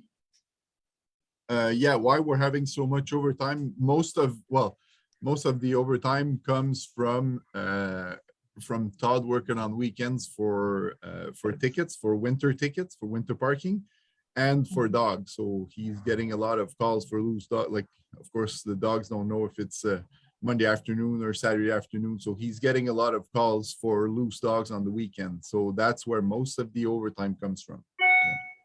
So would it make sense to have a different schedule where perhaps he's scheduled every second weekend to deal with some of the issues as part of regular time? I think if I could just jump in, what happens, Joanne, is he works Monday to Friday and he's running Monday to Friday, and then he gets calls on the weekend. So just picking a weekend is not going to help because the next weekend is going to happen. So he's not out every weekend, but he's out a good portion of those days. I mean, if we look at all the jobs that the bylaw enforcement officer does, he does quite a bit of stuff during the week, and then obviously he's on call every weekend. My thought is that we're getting a good deal here. That's my sorry. opinion. Go ahead. Also, Mr. Mayor, if I don't mind interjecting a little as well, you'll note that in 220 and 221 it was higher. Todd also provides some disinfecting for us in the offices as well as other facilities, and that's the majority of the overtime in that area as well, and it was offset by COVID money. So we don't anticipate that to continue. As we move forward. However, we have started that again with the new variant and with COVID. But go forward, we don't expect that to be an issue. So that's part of the overtime as well. Thanks, Sarah. So Mr. Mayor, just one last final point. So to my earlier point, let's say we would be closer on an actual in revenues. Like let's say we'll put it at 5, so that's $3,500 taken off the top, and let's say we'd go 5,000. So there's an ask there that's missing of $8,500 for the total bylaw. But just remember, if you offset the revenues, that adds to the tax rate. Well, that's what I'm saying. We have to ask more. You know, we're kind of hiding flaws here. That We're not- you know we're what I not mean? asking for more. We should be asking instead of 96, we should be asking for 105 for the total bylaw, realistically. But that's okay. If For we you, can, Mr. Mayor, Council Massey, if you take a look at actuals for 2020, they came in at about 94,000 in total for bylaw, and the proposed 2022 is 96. So I really don't think it's that off.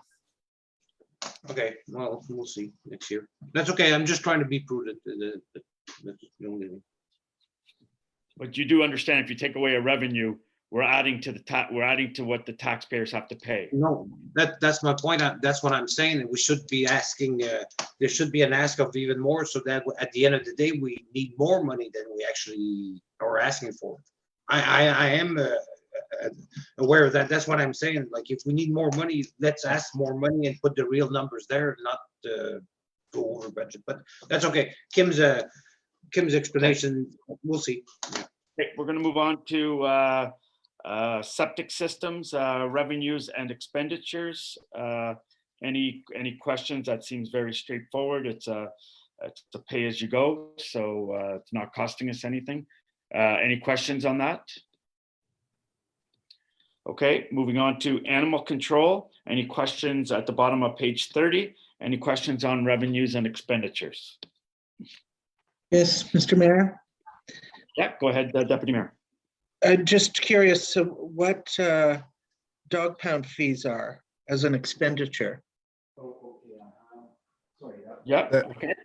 Yeah, the dog pound fees for an expenditure are, we're having, like, since we don't have Mr. Castleman anymore, we had to build some kind of a little dog shelter in one of our buildings here. So most of the expenses are for that. They're at currently at 95 Lock Hills. So all the expenditures were to actually like construct the little pound, the little dog pound that we built over there for Todd to put the dogs in. Okay, but why the 2,000 if it's built? Well, if it's built, but we're still gonna need some food for the animals and some, like, sometimes the fences are being destroyed by the dogs and equipment for that pound. Like, it's done. Like, I mean, the cages are done and everything, but there's still some work in the progress to be done until it's perfectly fine. That's why it's there. Yeah. I see, okay. And a similar question with livestock pound keeper. You pay a farmer to the livestock?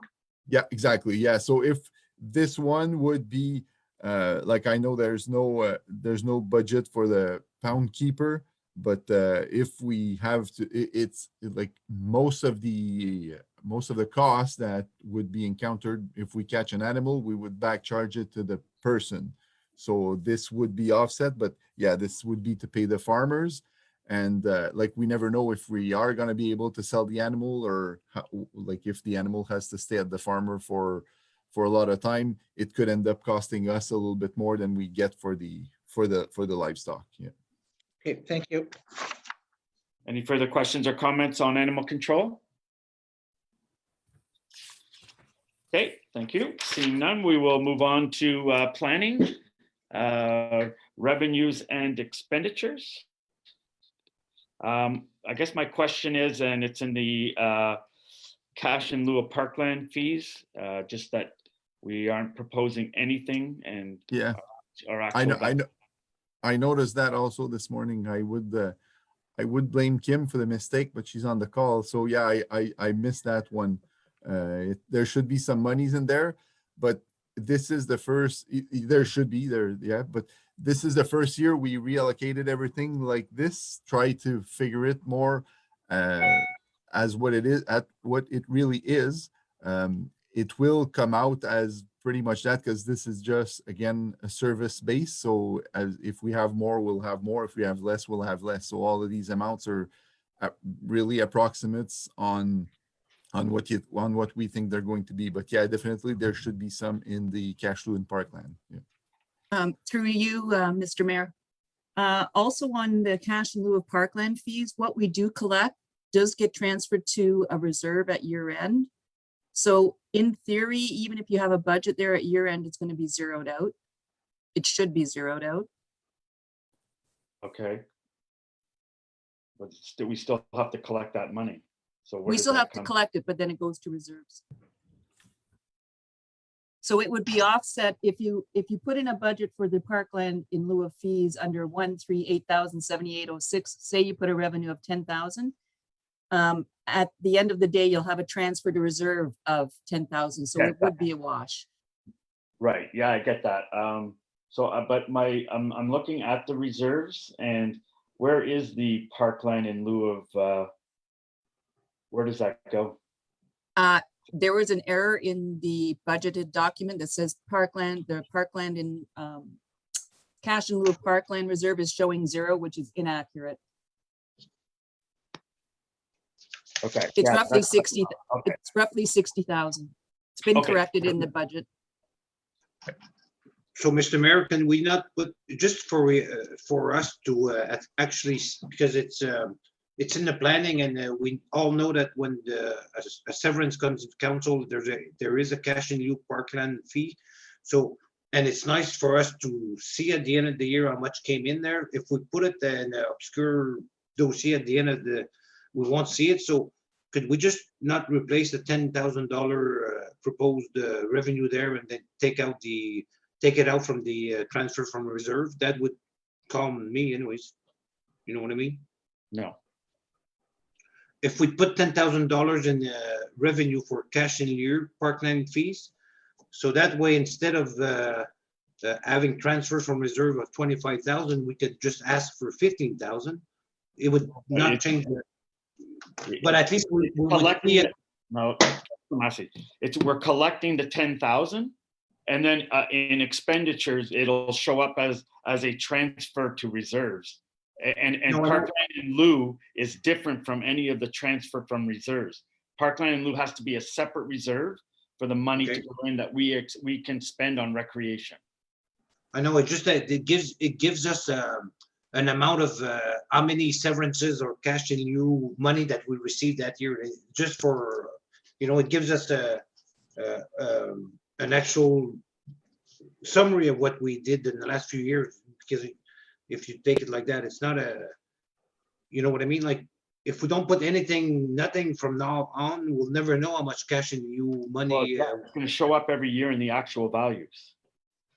I don't disagree that it should have had an amount there, but it doesn't affect the budget at all. No, it doesn't affect that. That's what I'm saying. We would just need not transfer 25, just transfer 15. It'd be the same thing at the end of the day. No, it's not, Councillor Massey, because it's a different reserve. The But then- transfer from reserves is another reserve. Parkland in lieu is a separate reserve that we have to Yeah. keep track of. Yeah, and then we could just add a line to that revenue, then cash in lieu from reserve transfer. $10,000 there. And take on. Through you, Mr. Mayor, that 25,000 transfer from reserves was originally planned for the LiDAR system, and it's a totally different reserve than the cash in lieu for parkland. Totally different.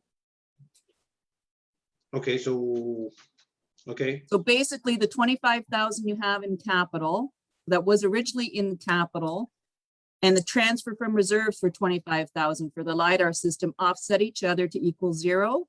However, they were spent in 2021. It has no bearing on the tax rate, but that transfer from reserves of 25,000 is not parkland. I hope so, because that is supposed to affect the park, not the rest. No, that's not, it's a different reserve. I would just like to see it visually, how much money came in and cash in lieu, because. Okay, well, Councillor Massey, that if you look at the budget, in 2019, we got 14,000. In 2020, we got 10,000. And in 2021, we got 13,000. It's just a guess anyways. No, it's actual values, isn't it? Those are actual values, but if you're talking about 2022, it would be just a guess anyways. So we're still seeing in the budget what the amounts are. Okay. And okay. at the end of the day, they get transferred out anyways. So, and it varies every year. And honestly, it doesn't affect the tax base whatsoever. I'm just afraid that we will gonna lose sight of the cash in lieu fund. That's what I'm afraid of. That's okay. Okay, moving on. Capital budgets. We have the creation of landscape graphics as part of the That's the LiDAR I think that Kim was referring to. Are we, everyone good with that? Yeah. Okay. Moving on to Community Services Department. It's page 36. We have the Community Development, Revenues and Expenditures. Questions or comments, or we'll take a minute to have a quick look at it.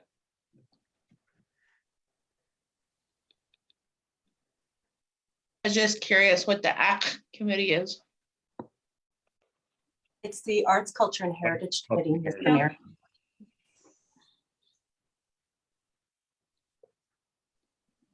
And the question on the Community Development Committee expenses what is that? Through you, Mr. Mayor, we traditionally have always budgeted $5,000. Sometimes there's a little bit more expenses each year, so we want to be in a position to be able to cover them. But what are the expenses? There may be some training for the committee, or there may be a special project that the committee undertakes. It might be a bit of advertising that would go under that committee. Yeah. Okay.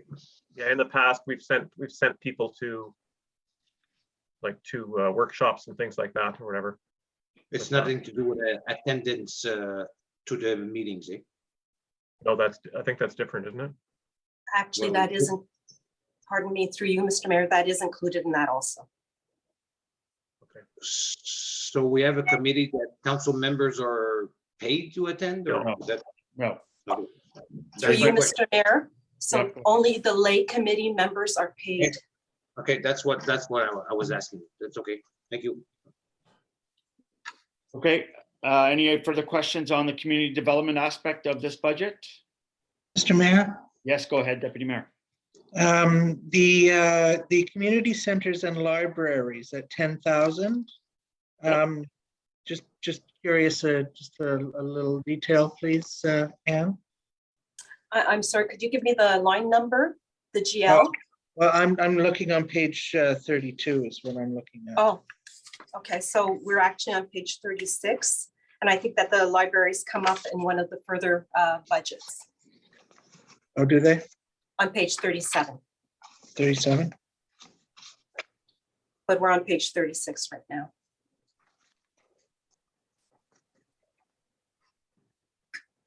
And it'll be coming up shortly.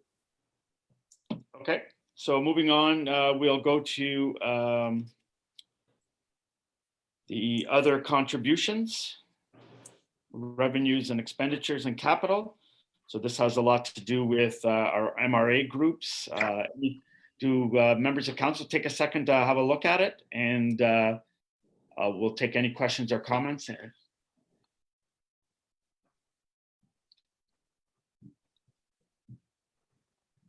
Looks like they're sticking, everything is sticking with the exact same budget.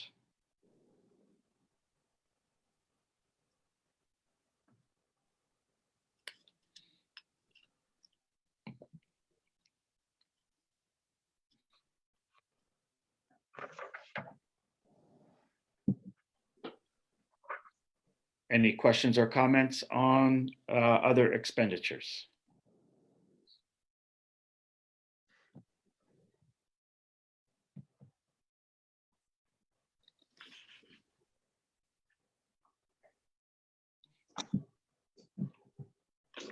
Okay. Recreation buildings, water legislation. We have $10,000 in the budget here as an expenditure. Any questions or comments on this? Mr. Mayor, if I may, this Sure. is largely for testing of the water systems in the various buildings. And as you know, in 2020 and 2021, we had several closures. So that's why those numbers are lower. Okay. Questions or comments? Anyone? Yeah, just a quick question, and Anna can talk to you about this another time, I guess, but the library, I'm assuming that's our wretched little system that I actually heard Mr. Furness swear about yesterday. Like, is there anywhere in there for a new one? So that would probably go under the library expenses, which is the next budget that we're looking at. Because that's just the maintaining of all these systems, all This those is numbers. basically testing. Right, thanks. Okay, we will move on to the, if there are no questions or comments on that, going once, twice, 3 times. Okay, moving on to library. Revenues, expenditure, capital. Questions or comments? So if you want to go and maybe go ahead, Anne.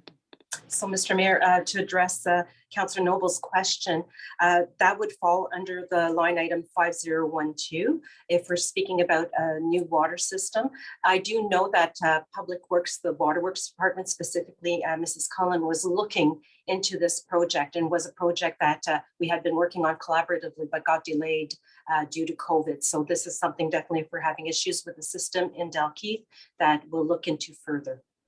Thanks. Okay, so there's nothing in the budget though for it, or? There's nothing in the budget, but I would imagine that we might be able to, depending on the cost of the system, balance it out through the operating cost of the overall budget. Okay, perfect. Any further questions or comments on libraries?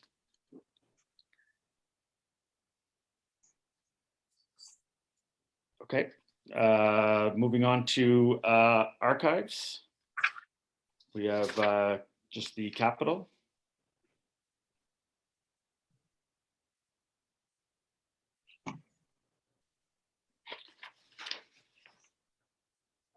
Okay.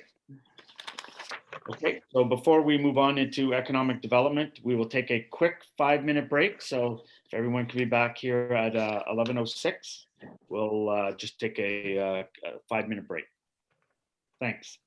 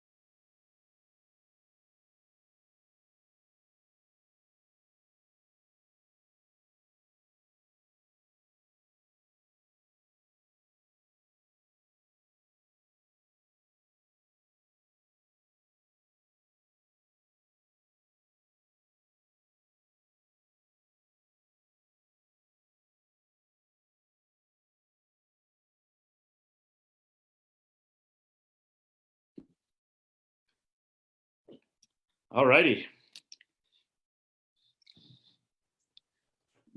Oh, I still hear the bathroom doors shutting here at the township, so wait till everybody's back.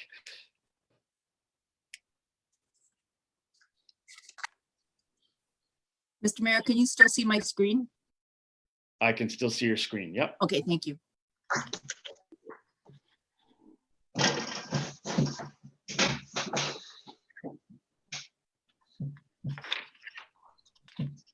Mr. Mayor, can I make a comment while we're waiting for everybody to come back? Sure. I was watching a documentary a few days ago when back in the ancient times when they were building castles, and maybe if Tim is still on the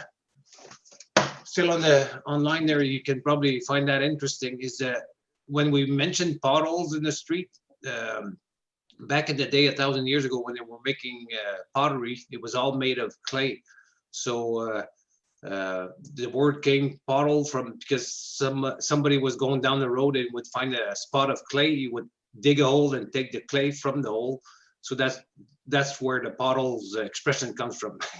To make so that's I found that interesting. I thought I'd share that. We always use the word pothole, but actually it was made to back then. When you see a pothole in the street, somebody dug to get the clay and make a pot for cookery. So I found that just to brighten your. Well, thank you, Clifford Clavin. It was a little known fact. It's interesting though. I found that pretty cool. That is very cool. I don't know if you can hear me. Yes, I can. Oh, Yeah, perfect. I found that interesting. There's some cool documentaries on if you want to know who does it right, if you look back on some Aztec documentaries, they're really the pioneers of road construction, and they've got cities that are still standing now, all because of what they invested in their subgrade, essentially. So yeah. And I know Romans used to use the volcanic ash or volcanic rock to build down the roads, and they're still in very good shape to this day. So that too. Maybe we should build our own volcano and get the supplies from there. If we can continue on. Yeah, we're digressing. Okay, so we are moving on to the economic, I'm just making sure, Anne, you're back? Yes, I am, Mr. Mayor. Okay, perfect. So we'll be looking at the revenues and expenditures for the Economic Development Department. So do you have any comments you want to make, Anne? Yes, through you, Mr. Mayor. So the biggest variables in the budget this year, you'll note that there's a $50,000 wage subsidy, and that's related to the ambassador position for the My Main Street program. And as well as if you look at the expenditures for the CIP improvement grant for 2021, those figures were actually as of the 8th of December. And I do know for a fact that Natalie closed out a few of the outstanding CIP grants in December, and they would have been processed after this date. Thank you, Mr. Mayor. Okay, thank you. Going to council now. If you want to take a second to have a look at it, and please ask any questions on revenues and expenditures for economic development. And that also includes the capital. Mr. Mayor? Yes. On the CIP improvement grant, which was a very, very big success. And I, at first, like 5-6 years ago, I was kind of not really sure about this, but now that 60,000, like, don't we seem like we could lower that to 50,000 back, or I think the original ask was 40,000. It's just that we might have capped that renovations. Like, I know there's quite a few, but we did quite a bit. So would there be any possibility at one point to reduce it a little bit? Because we are reinvesting a lot on like our Ambassador Main Street program and stuff like that. We are putting lots more money in the economic development as that we were like 5-6 years ago. Is that anything that we could consider at one point?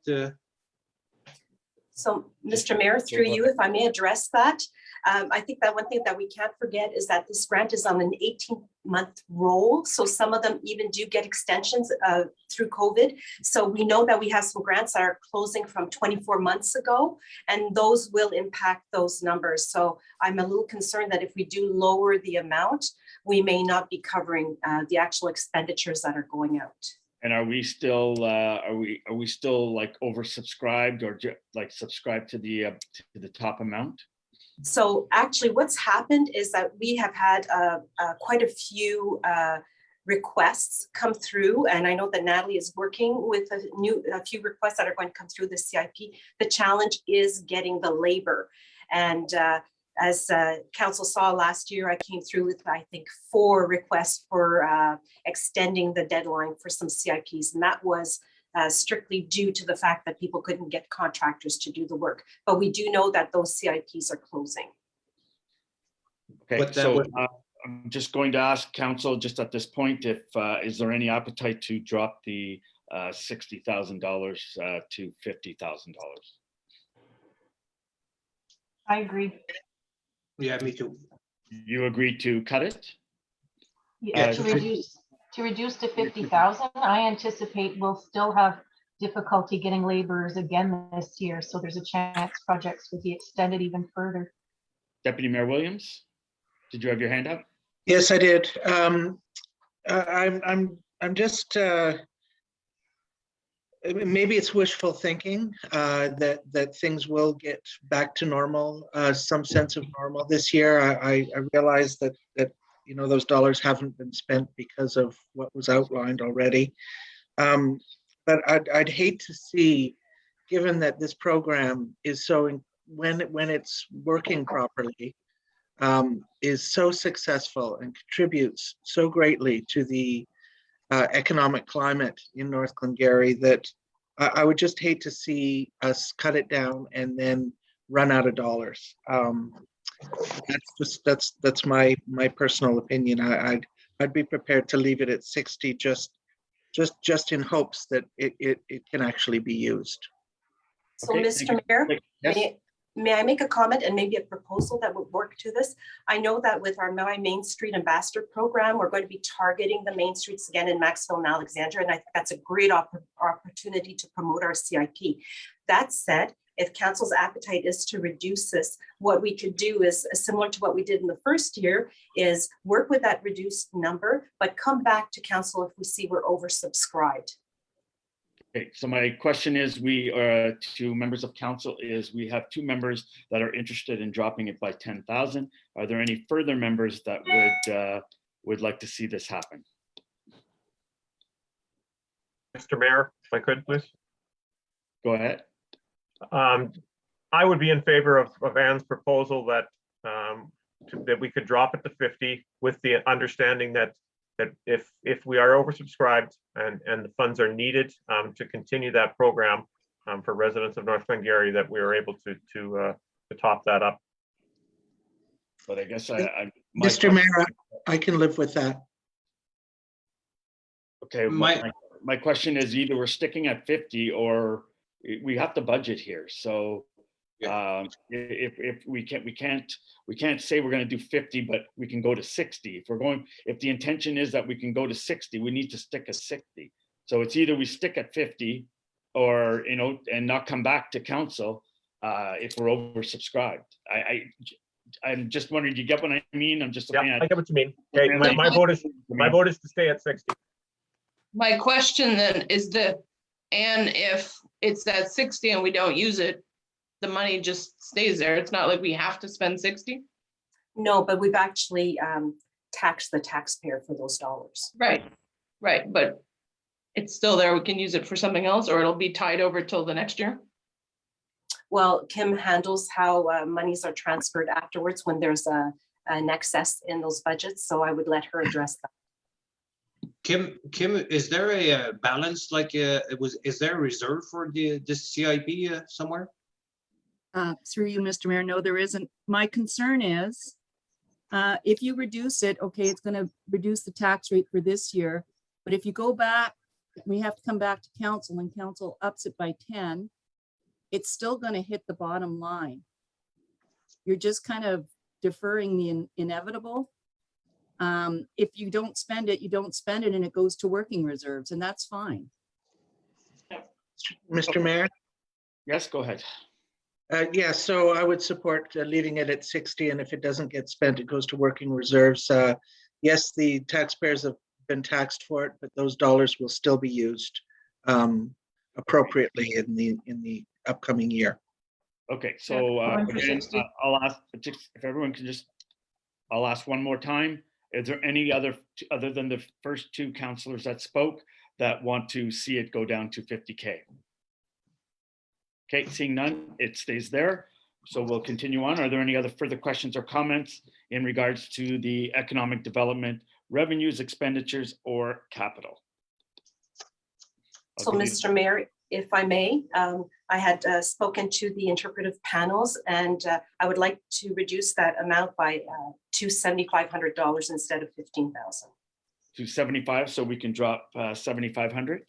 Exactly. Okay. Through you, Mr. Mayor, that 15,000 is already funded through reserve, so it has no bearing on the tax rate.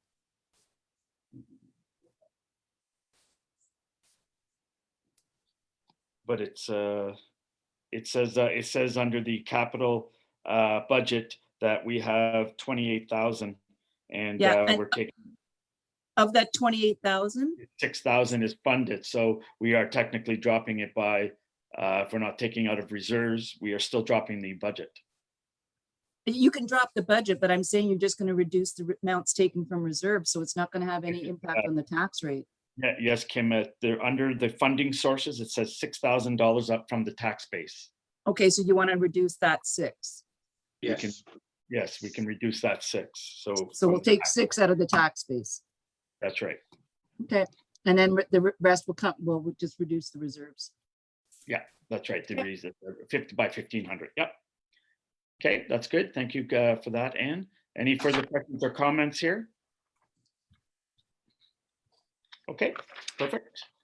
We will move on to the Recreation Department, and that is on page 48. And we will start with the Maxville Sports Complex. Any comments up front, Anne? Thank you, Mr. Mayor. Again, the biggest variance you're going to see in this budget is on the revenue and the expenditure side in the capitals. So you'll see that there's a grant allocation of $500,000. That's a grant amount that was asked from the Ontario Trillium Foundation, and it's an in and out. So if those amounts were not to happen, it would still remain the budget. They actually zero themselves out, is what I mean to say. So the numbers do look much higher than our traditional numbers, but it's because it includes that grant component. And the other thing that does impact the budget overall is the increase to the wages and the benefits. As you know, the facility, we know that it is being used at 100% capacity when it is open. So that does mean more staffing hours. And it is reflected in the increase in the wages and also in the increase of the hours. Thank you, Mr. Mayor. Okay, thank you. So my question is on ice rental. We had budgeted 150 in 2021, and we're proposing 170 in 2022. And yes, I realize that we are, closed right now, but would that not be more significant? And the reverse question is, under the GSP, we're still putting in the same amounts of money for ice rental when there will be no ice rental. So I'll address the Maxville budget. We were uncertain as to what was going to be happening with Maxville, so we budgeted a full year of ice rentals. And we know now that there are chances that we will be operating at 100% capacity right through the year until the December, let's say 2022. That's why those numbers are that way.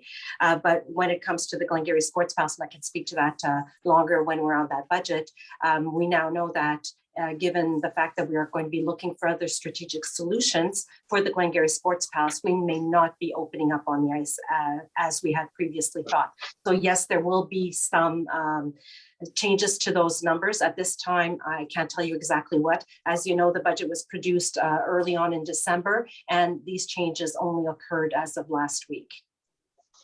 Okay, so perhaps if we do send we're to send it back to staff, that maybe that could be kind of fixed up for us, just so that we can see a truer picture, if that works. Absolutely, we can work with that with the Director of Finance. Perfect, thank you. Any other questions on revenues and expenses for Maxville Sports Complex? Yes, Mr. Mayor, down the expenses line 2367 for the propane for the Maxville Sports Center. We had budgeted $35,000 for, could we not shave that down to 30,000? And I know we did have an increase in 2019, but so if we shave that off, we'd shave 5% off plus the 6, so we're actually getting somewhere.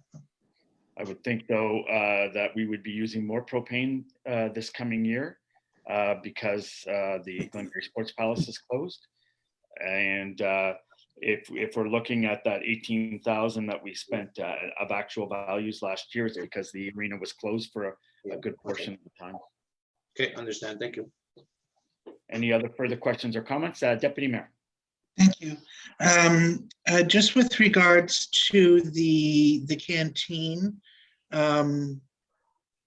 those numbers are also low. I mean, providing the facility gets open soon,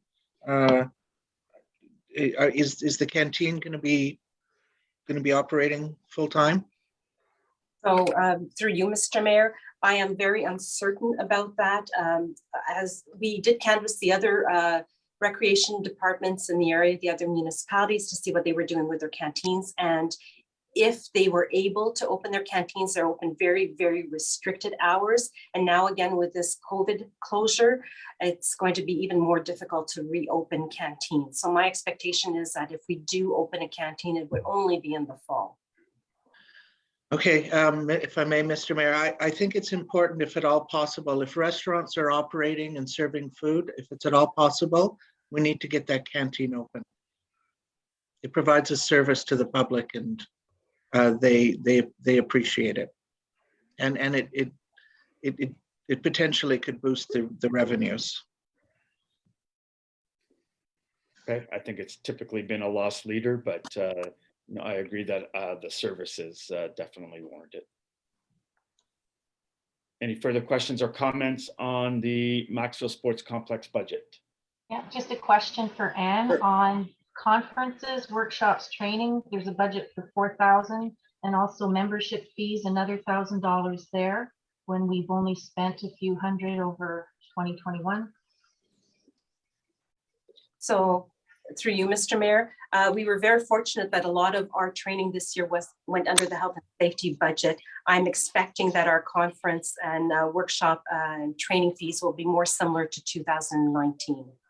And as for membership, it wasn't reflected as of December 8th, but I just paid the memberships to the Ontario Recreation Facility Association for our staff. Some are individual members, and we do have the group memberships for those that haven't completed all of their courses.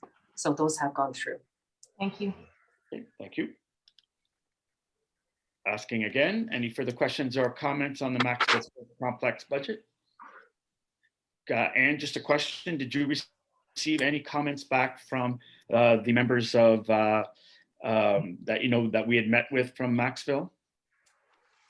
So through you, Mr. Mayor, as mentioned earlier, we were able to meet with the group. They knew that we were going into budget. They are very excited to be working with staff to see how we can increase rental space or usage of the Maxville District Sports Complex. And we're working out the terms of reference as we speak with the group, and we're setting up a meeting schedule with them. Excellent. Thank you for that. Okay, if there are no further questions or comments on Maxville Sports Complex, we will move on. Moving on to Island Park, revenues, expenditures, and capital. I'll give everybody a minute to have a quick look at it again. If anybody has a question right away, we can go ahead and answer that.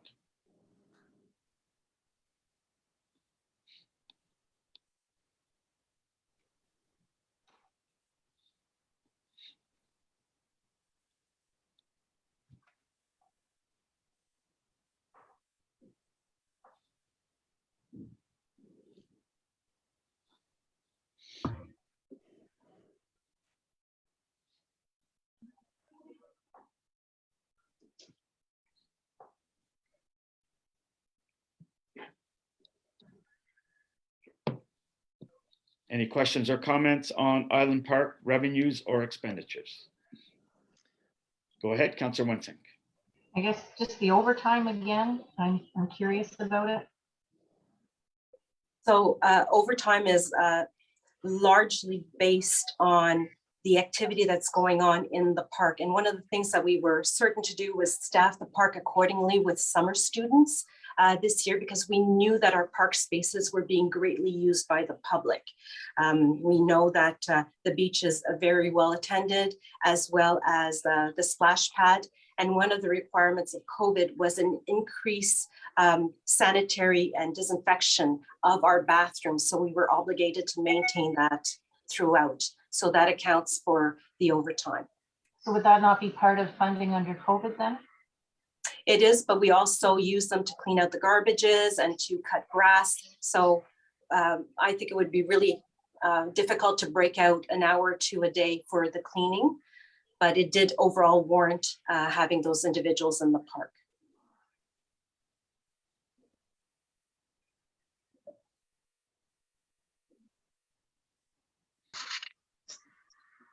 Okay. Anybody? Questions or comments regarding Island Park? Okay, seeing none, we'll move on to the Dome revenues and expenditures.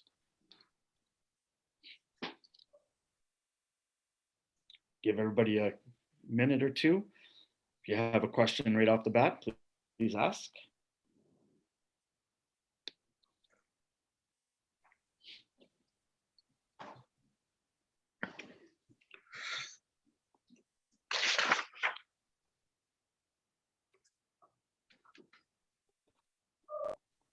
Could I make a comment, Mr. Mayor?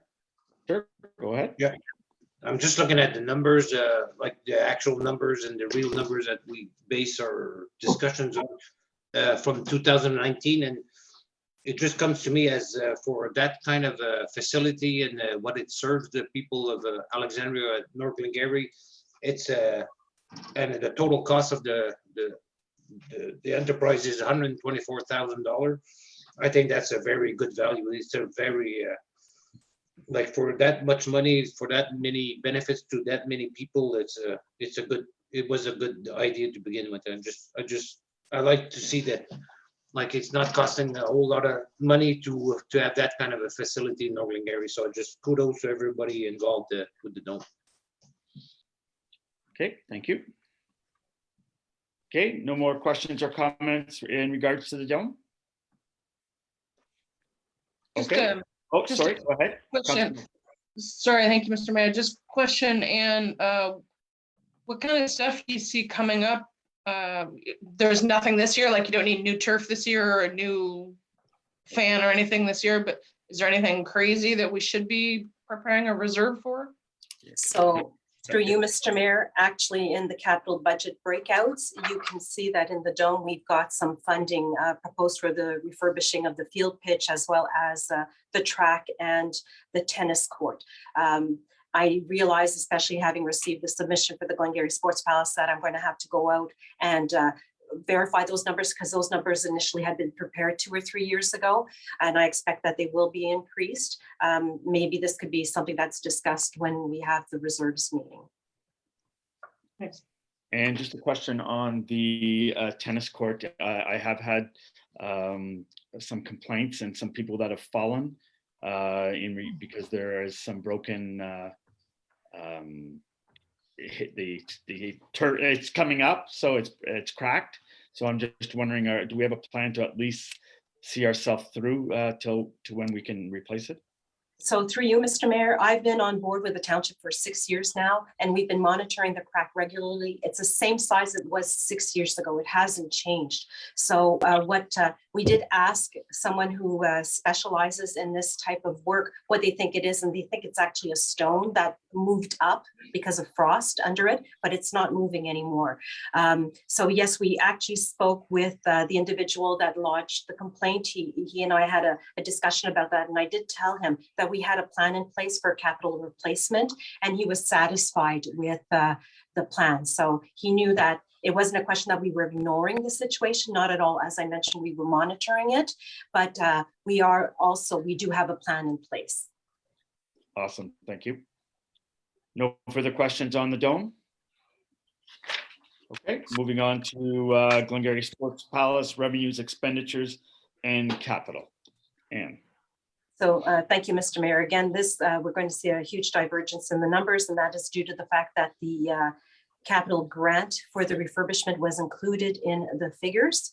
That said, overall, we do know this year that we most likely will not be opening up the Glengarry Sports Palace in the fall. So as per the comments that were directed earlier, I will revisit this with the treasurer. Okay. Questions? Councillor Massey? Yes.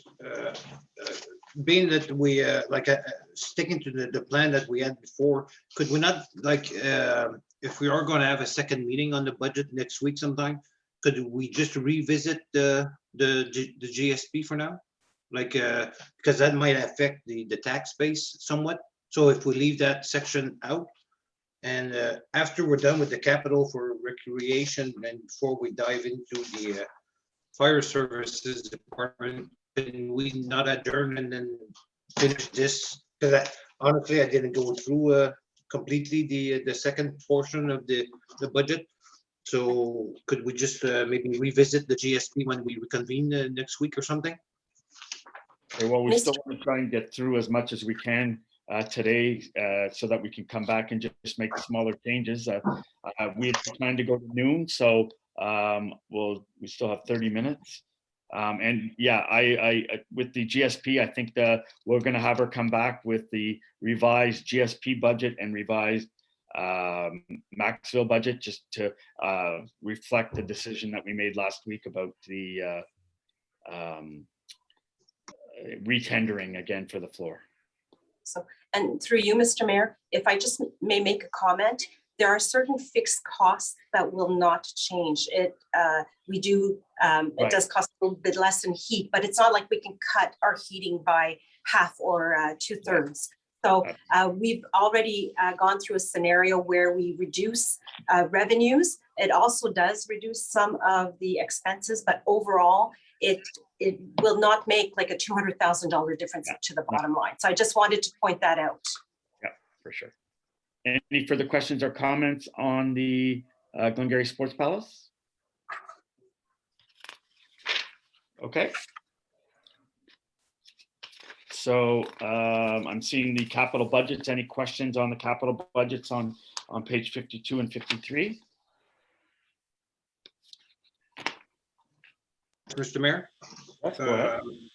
For the Island Park capital budget, yeah, I see the siding at the Sandfield building. Could we not revisit that? Does that affect the tax base? Yes. So is that something we could have a discussion the next meeting we reconvene, or I don't think it's very 2023, isn't it? Next year. Yes, it's 2023. Oh, yeah, okay, I'm sorry. Okay, never mind. And I saw also, I see something here. Oh yeah, the rehabilitate or the new pay structure. Could we not take that $20,000 out of the cash and you reserve? Because that's basically what it's made for, and that would save $20,000 on the tax base. Kim. At this point in time, I would not recommend that. I think there might be another purpose for the cash from the parkland.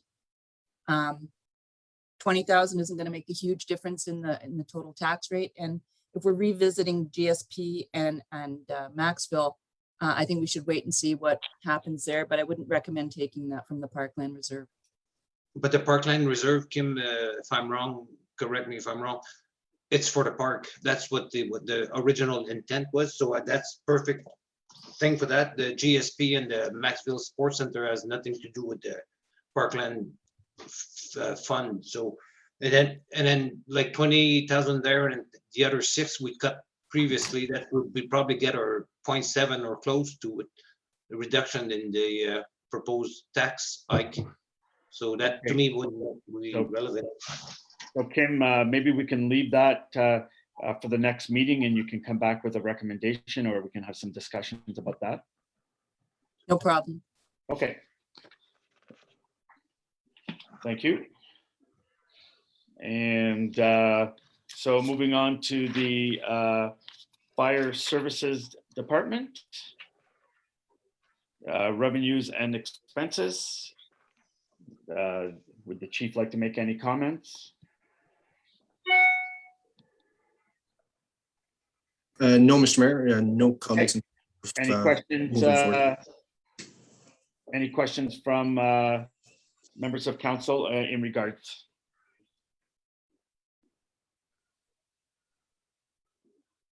I'll give everybody a second to have a look. Mr. Mayor, Yes, go ahead, Deputy Mayor. just a question with regards to dispatch. Page 56 is up a fair bit. Just curious. Sorry, which one was that, Deputy Mayor? I didn't hear you. Dispatch. Yeah, we passed a motion about a month and a half ago in regards to this for a 5-year plan, just that they had underpriced us because they had just started. Go ahead, Councilor, but we just passed a motion accepting a 5-year contract, I believe. Go ahead. Okay. Yeah, through you, Mr. Mayor. That is correct. It is just a new contract that was put in place, and the fees did have a significant difference from the first contract through Cornwall Dispatch. So we have made the changes this operating budget to reflect that motion that was passed. Okay, thank you for that. Any other questions or comments? The, if I may, Yep. training, that's line 2040. Matt, do you expect training expenses to stay up at the 24,000 mark for the foreseeable future? Through you, Mr. Mayor. Yeah, we like to keep. We typically, it does fluctuate. We have seen some differences this year, just in terms of one, because of COVID. So some of our training was did slow down significantly. However, it is something that we're going to be looking at moving forward, and especially with our new training facility and seeing where those training needs are. The training facility, will incorporate some operating costs that are going to be associated at the training facility. This is where that 24,000 is also going to be incorporated. So, and we're just going to always try to advance our training. So it is a small amount in terms of operating for trains. So hopefully it will stay at this amount, but we'll definitely monitor moving forward. Thank you. No, I realize training is absolutely necessary and critical.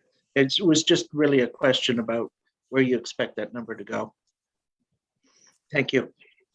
Welcome. Mr. Mayor, just looking at the insurance rate too, how much it's increased is incredible, from 75 to 112. I'm sorry, Councilor, which are you talking about? We spoke earlier about insurance rates having increased, but it looks like that's quite a huge increase from the actual 90,000 in 2021 to 112. Again, there's another month to be put on there, so it probably be somewhere around 100,000. Yeah. For you, Mr. Mayor, we also have newer vehicles, and we also have a 20% increase in insurance this year. Thank you. Okay, thank you. Any further questions or comments?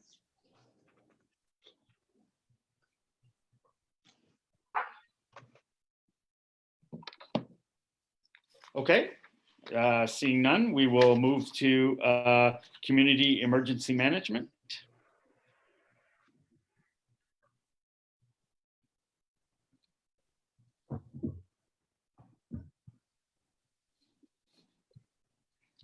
No questions or comments on that? Capital budget, questions or comments?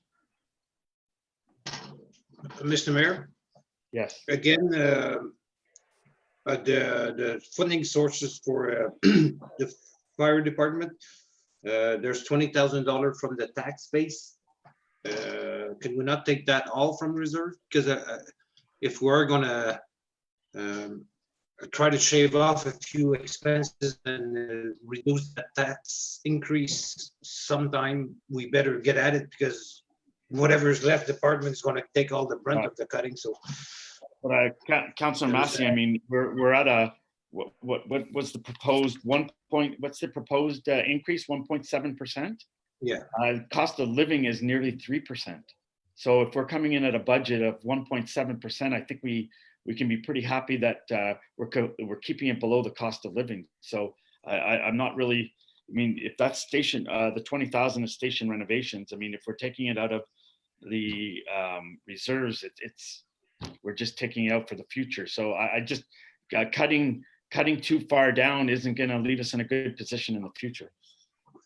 No, I Through you, understand Mr. that. Mayor. Yeah, go Sorry. ahead. Based on the tentative ending balance of reserves for the fire department, we're sitting at 39,000. So if you take another 20 off that, you're knocking your fire reserve down to 19. You're not going to buy anything with that in the future. Right.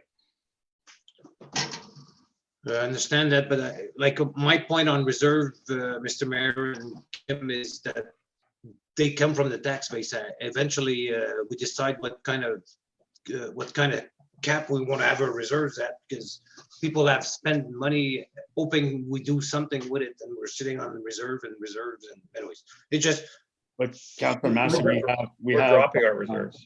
We have $700,000 for a pumper truck coming up. We have $350,000 in 2024 and 2025 for trucks. I mean, we haven't okayed those things, but we have significant numbers coming up for equipment. So just to keep bringing down our reserves in that department, given that we have a budget at 1.7%.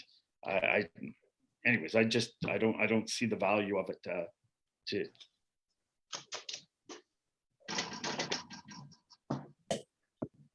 Are there any other questions or comments on it?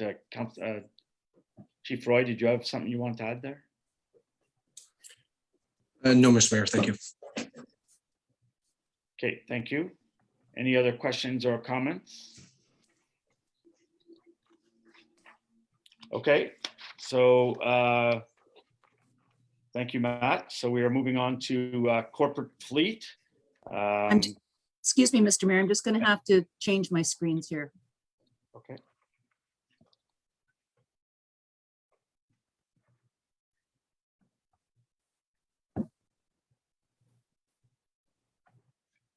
Are you seeing it? Yes. Yeah. Okay, so okay, go ahead. I think Deputy Mayor, you had some questions.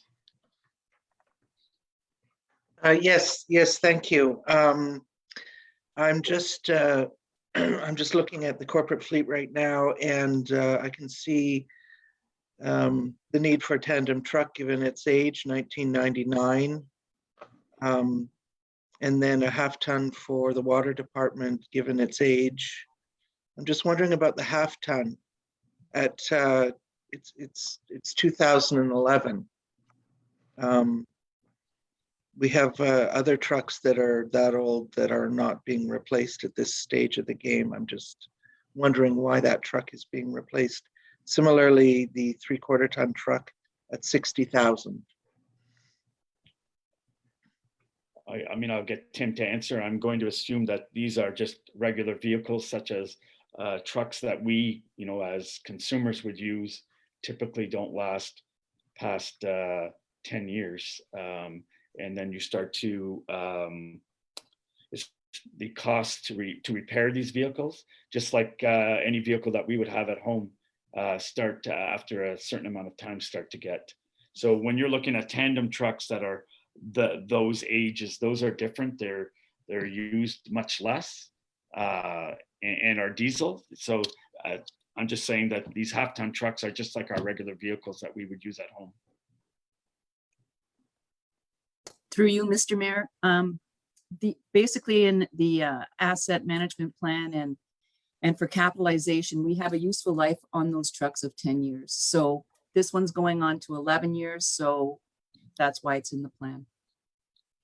Okay, thank you. And what's the pumper truck? At 30,000? I'm thinking that is That was a tank for this truck. I think he talked about that before. Yeah, it's for Public Works. Yeah, sorry, through you, Mr. Mayor, that's a tank which we fit to a pumper truck. Sorry, that's a tank that we fit to a tandem truck to use for dust suppression. Ah, okay, thank you. Tim, Go ahead, Councillor Manley. yeah, is that to replace the old fire truck that Kenyon currently uses? Do you know, or? I'm sorry, I would have to I would have to okay. check on that Just one. curious, just Sorry. curious. I believe it is because they were trying to find a cost savings for replacing that pumper with an expensive vehicle versus just buying a tank and putting it on something else. Okay.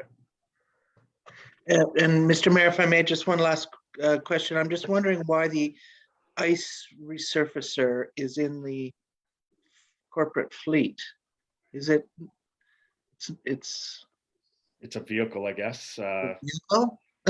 Okay. Yeah, I can see your point. I would think it's, but anyways, I don't have much to say on it. Well, maybe can staff comment, please? It was put there just to see the total costs of equipment corporately. But it's in the GSP budget. No, it's not. Shouldn't it be there? Well, we can put it there. This was just to give an overall picture of what the equipment was going to cost over a 10-year period. If you glump it up and you stick it elsewhere, it's not so visible, but I can move it. It's not a problem. I guess it's similar to an excavator. You know, it's just because it's outside, it's still a vehicle that's used within the fleet. So, and this one is completely we're using the reserves for modernization for this. So have we committed to the purchase of this for the calendar year or for 2022, or is it something that can also be put on hold potentially?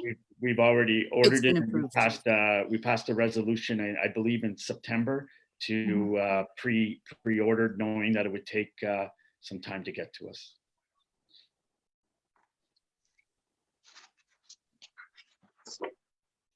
Any other questions on 2022 corporate fleet? Well, just again, wondering about. Yep, go ahead. Just wondering about the salt box for the truck or whatever. I'm not sure that, again, talking about it, whether that should be in the fleet. I mean, it's a piece of equipment that goes in the back of a truck, but I don't know if it's considered fleet. Or whatever. Yeah. Yeah. Is that, and I was curious about that. I was going to ask, is that for a pickup or is that for a tandem? I'm presuming at that price it's for a pickup.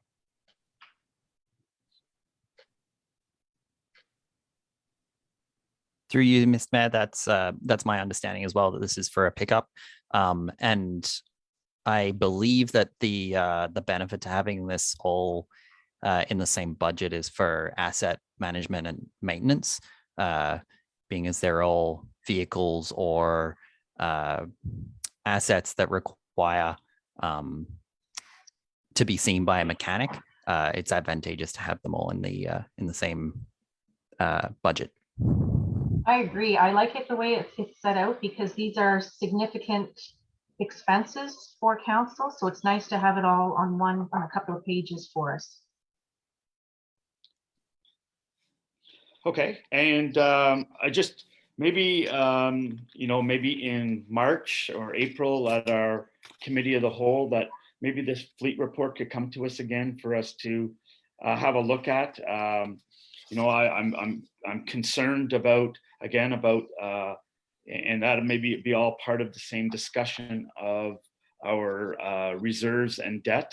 I'm concerned when you look at we're going to add $680,000 to long-term debt, and then we're going to add 1.1 million to long-term debt in 2023, or it comes out to that amount.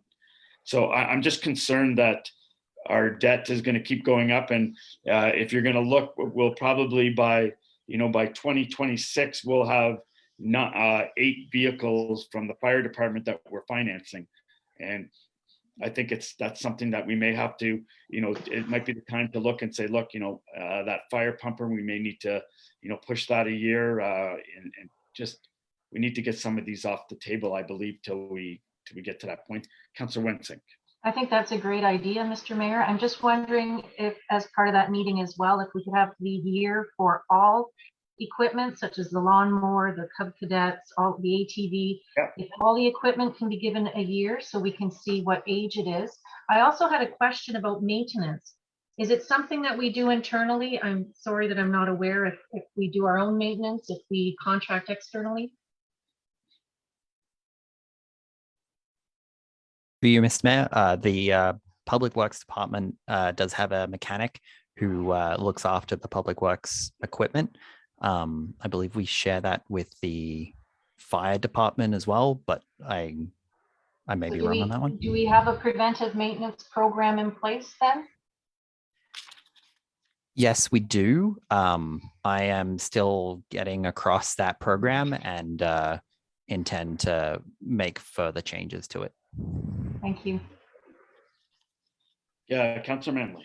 And just while we're on that same topic of corporate fleet, I wonder if we couldn't reorganize this just a little bit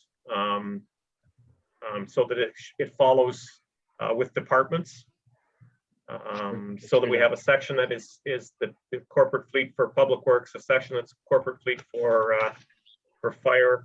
I believe there's vehicles. I don't think we have all our fire vehicles on there. Certainly our new pumper for Maxville's not on there, and at least I don't see it. Yeah, that's a great idea. That's a great idea. I think that if organization-wise, I think it would just be easier to see or whatever what we have in each department. Yeah, and to Councillor Wensink's point, to see the age on these. So absolutely, I think that's a great idea. Or hours, if that's on a lawnmower, would be hours. So I think that'd be that'd be great. And also, Mr. Mayor, I think, Tim, we don't have the weeds removing machine on there. Yes. Yeah, it's on there. It's on there? Yeah, it's near the top, fourth down. Yeah, number 4. Oh, yeah, sure. Okay. Mr. Mayor?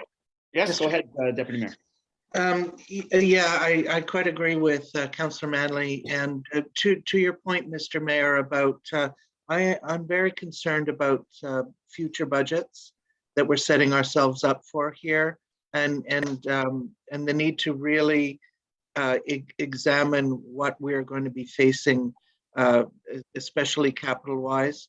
I think I'm very concerned that we're relying too much on debt and reserves, and we need to figure that out. I can't believe I'm actually saying this, because normally, I think keeping our tax rate down is a top priority personally for me. However, I think what we're going to be facing the next few years, that is not going to be possible. And I think maybe we need to incorporate that reality as well in our discussion. Yeah, I think it'd be good if we can, we can set this aside and come back at a committee of the whole and discuss, the entire approach that we're going to take with reserves, debt, and how we're going to replace our equipment. I think it all goes hand in hand. Yeah, thank you, Mr. I have to agree. It's not a nice thing to say that we want to put taxes up, but we owe a lot of money, and we're going to in the future. So instead of putting off the inevitable. Yeah. If I might add also, Mr. Mayor, like the fleet capital budget or the fleet report is basically the same as our road need study. So if we don't take care of these vehicles and we don't replace them in time, they're gonna be more costly than what's on the paper here. So we got to keep that in mind, because that an asset management plan is to reduce tax base pressure, not to increase it, but we can, you know, there's some stuff we can hold on to, but some stuff costs a lot of money too. Like we've seen it through the years at when they do break down, but it's basically like a needs study, like a fleet asset. Correct me if I'm wrong, Tim, but that's pretty much what we're trying to save here is major repair bills and stuff. If I can add one thing, when I was looking at this last year, when I was trying to wrap my head around all of this, I did some calculations, and I think it was just on our fleet. If we start moving towards a reserve program, which is, I think, realistically the only way we can approach it, we needed about $300,000 a year into reserves just to even out the peaks and valleys. We'll have some years where it'll be beneficial and we'll be able to do that. We're going to have some years where it's really going to hurt, but basically at 300, around that number is really what evened out the really big years. Now, obviously this is not the year to be doing it because, again, we go back to assessments, everything else. We know that's going to increase in the years to come, and it is going to be not terribly appealing or appetizing for a lot of taxpayers, but it's a responsibility thing on our part to look forward and make sure that we don't saddle people with this massive bill one year and then say, oh no, we can drop it 5% next year because look what we did to you last year. So I think we really need I'm going to say a strategy, but also an education session on reserves and figure out what the go forward plan is, because it will hurt if we really don't start looking at this very, very seriously, very, very soon.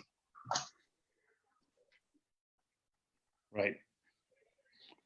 Okay.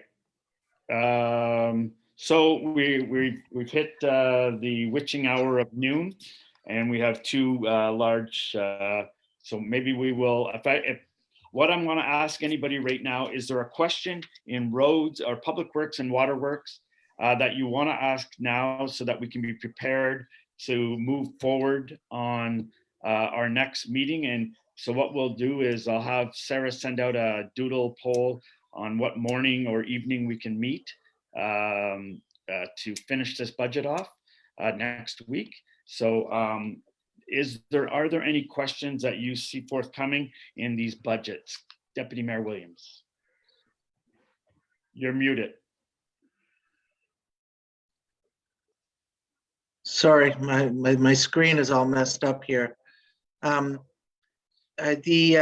Yes, my question with regards to hardtop on concession 8 is that hardtop or is it surface treatment?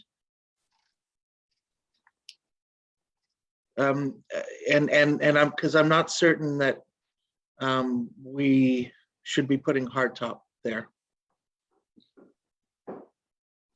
Through So you, I don't. oh, sorry. I don't. It doesn't have to be answered now. That's just my question. We'll just see if he has an answer first and go from there. Yeah. Sorry. Through you, Mr. That's listed as a pulverize and DST.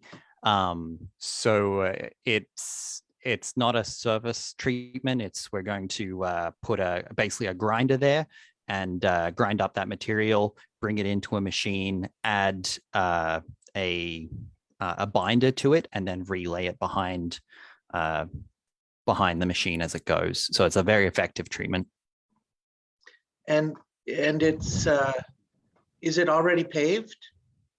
I'm just trying to see that section.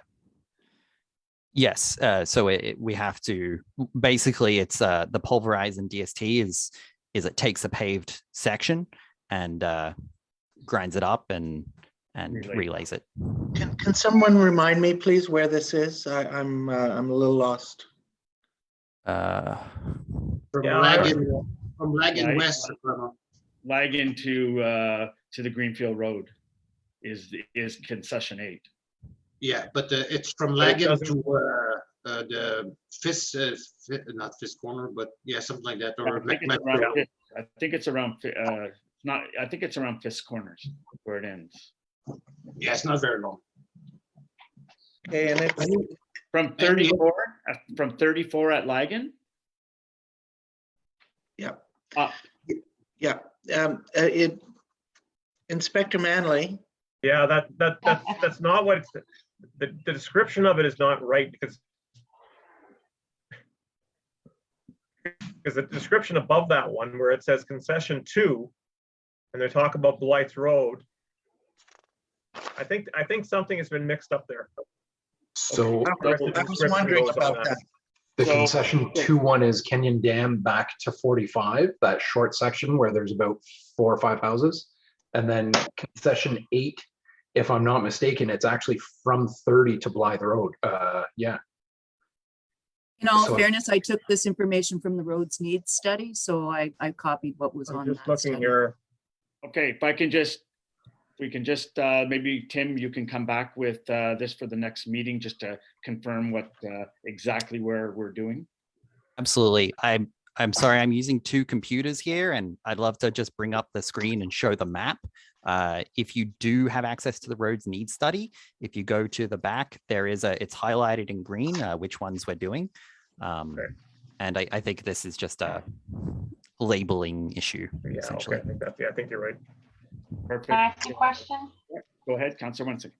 Page 63, under the Public Works Road Administration Expenditures, line 1502, LTD finance charges. You can explain what that is, please? I apologize. I will have to get back to you on this line item. Just Unless seeing- you can. Yeah, there's a significant increase there, and I'm just wondering what it pertains to. Thank you. Do you want me to bring this forward to the next meeting, your answers? Yes, please. Okay, Go, Councillor Manley. Yeah, just,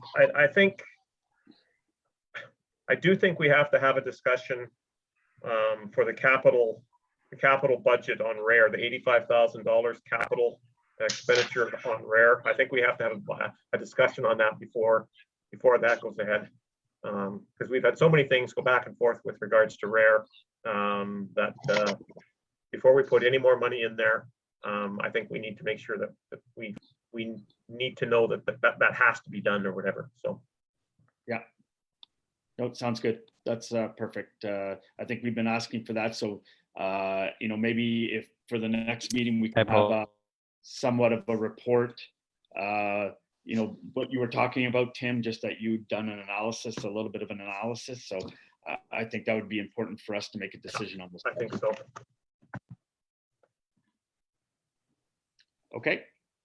Any further questions or comments on either of the budgets that we need clarified?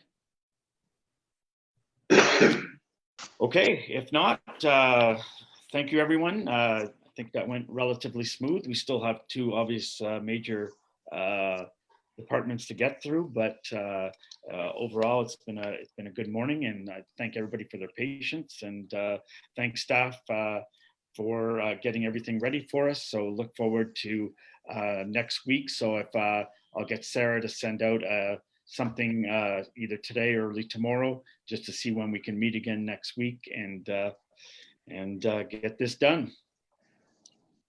Any other further questions or comments? Seeing none, I have a motion moved by Councillor Noble, seconded by Councillor Manley. Being no further business to discuss, the meeting was adjourned at 12:06 p.m. All those in favor? Motion's carried. Thank you, everyone. Much appreciated. Thank you. Have a great day. Thanks, Have a good everybody. day. Have a good day. Have a good day. Thank you.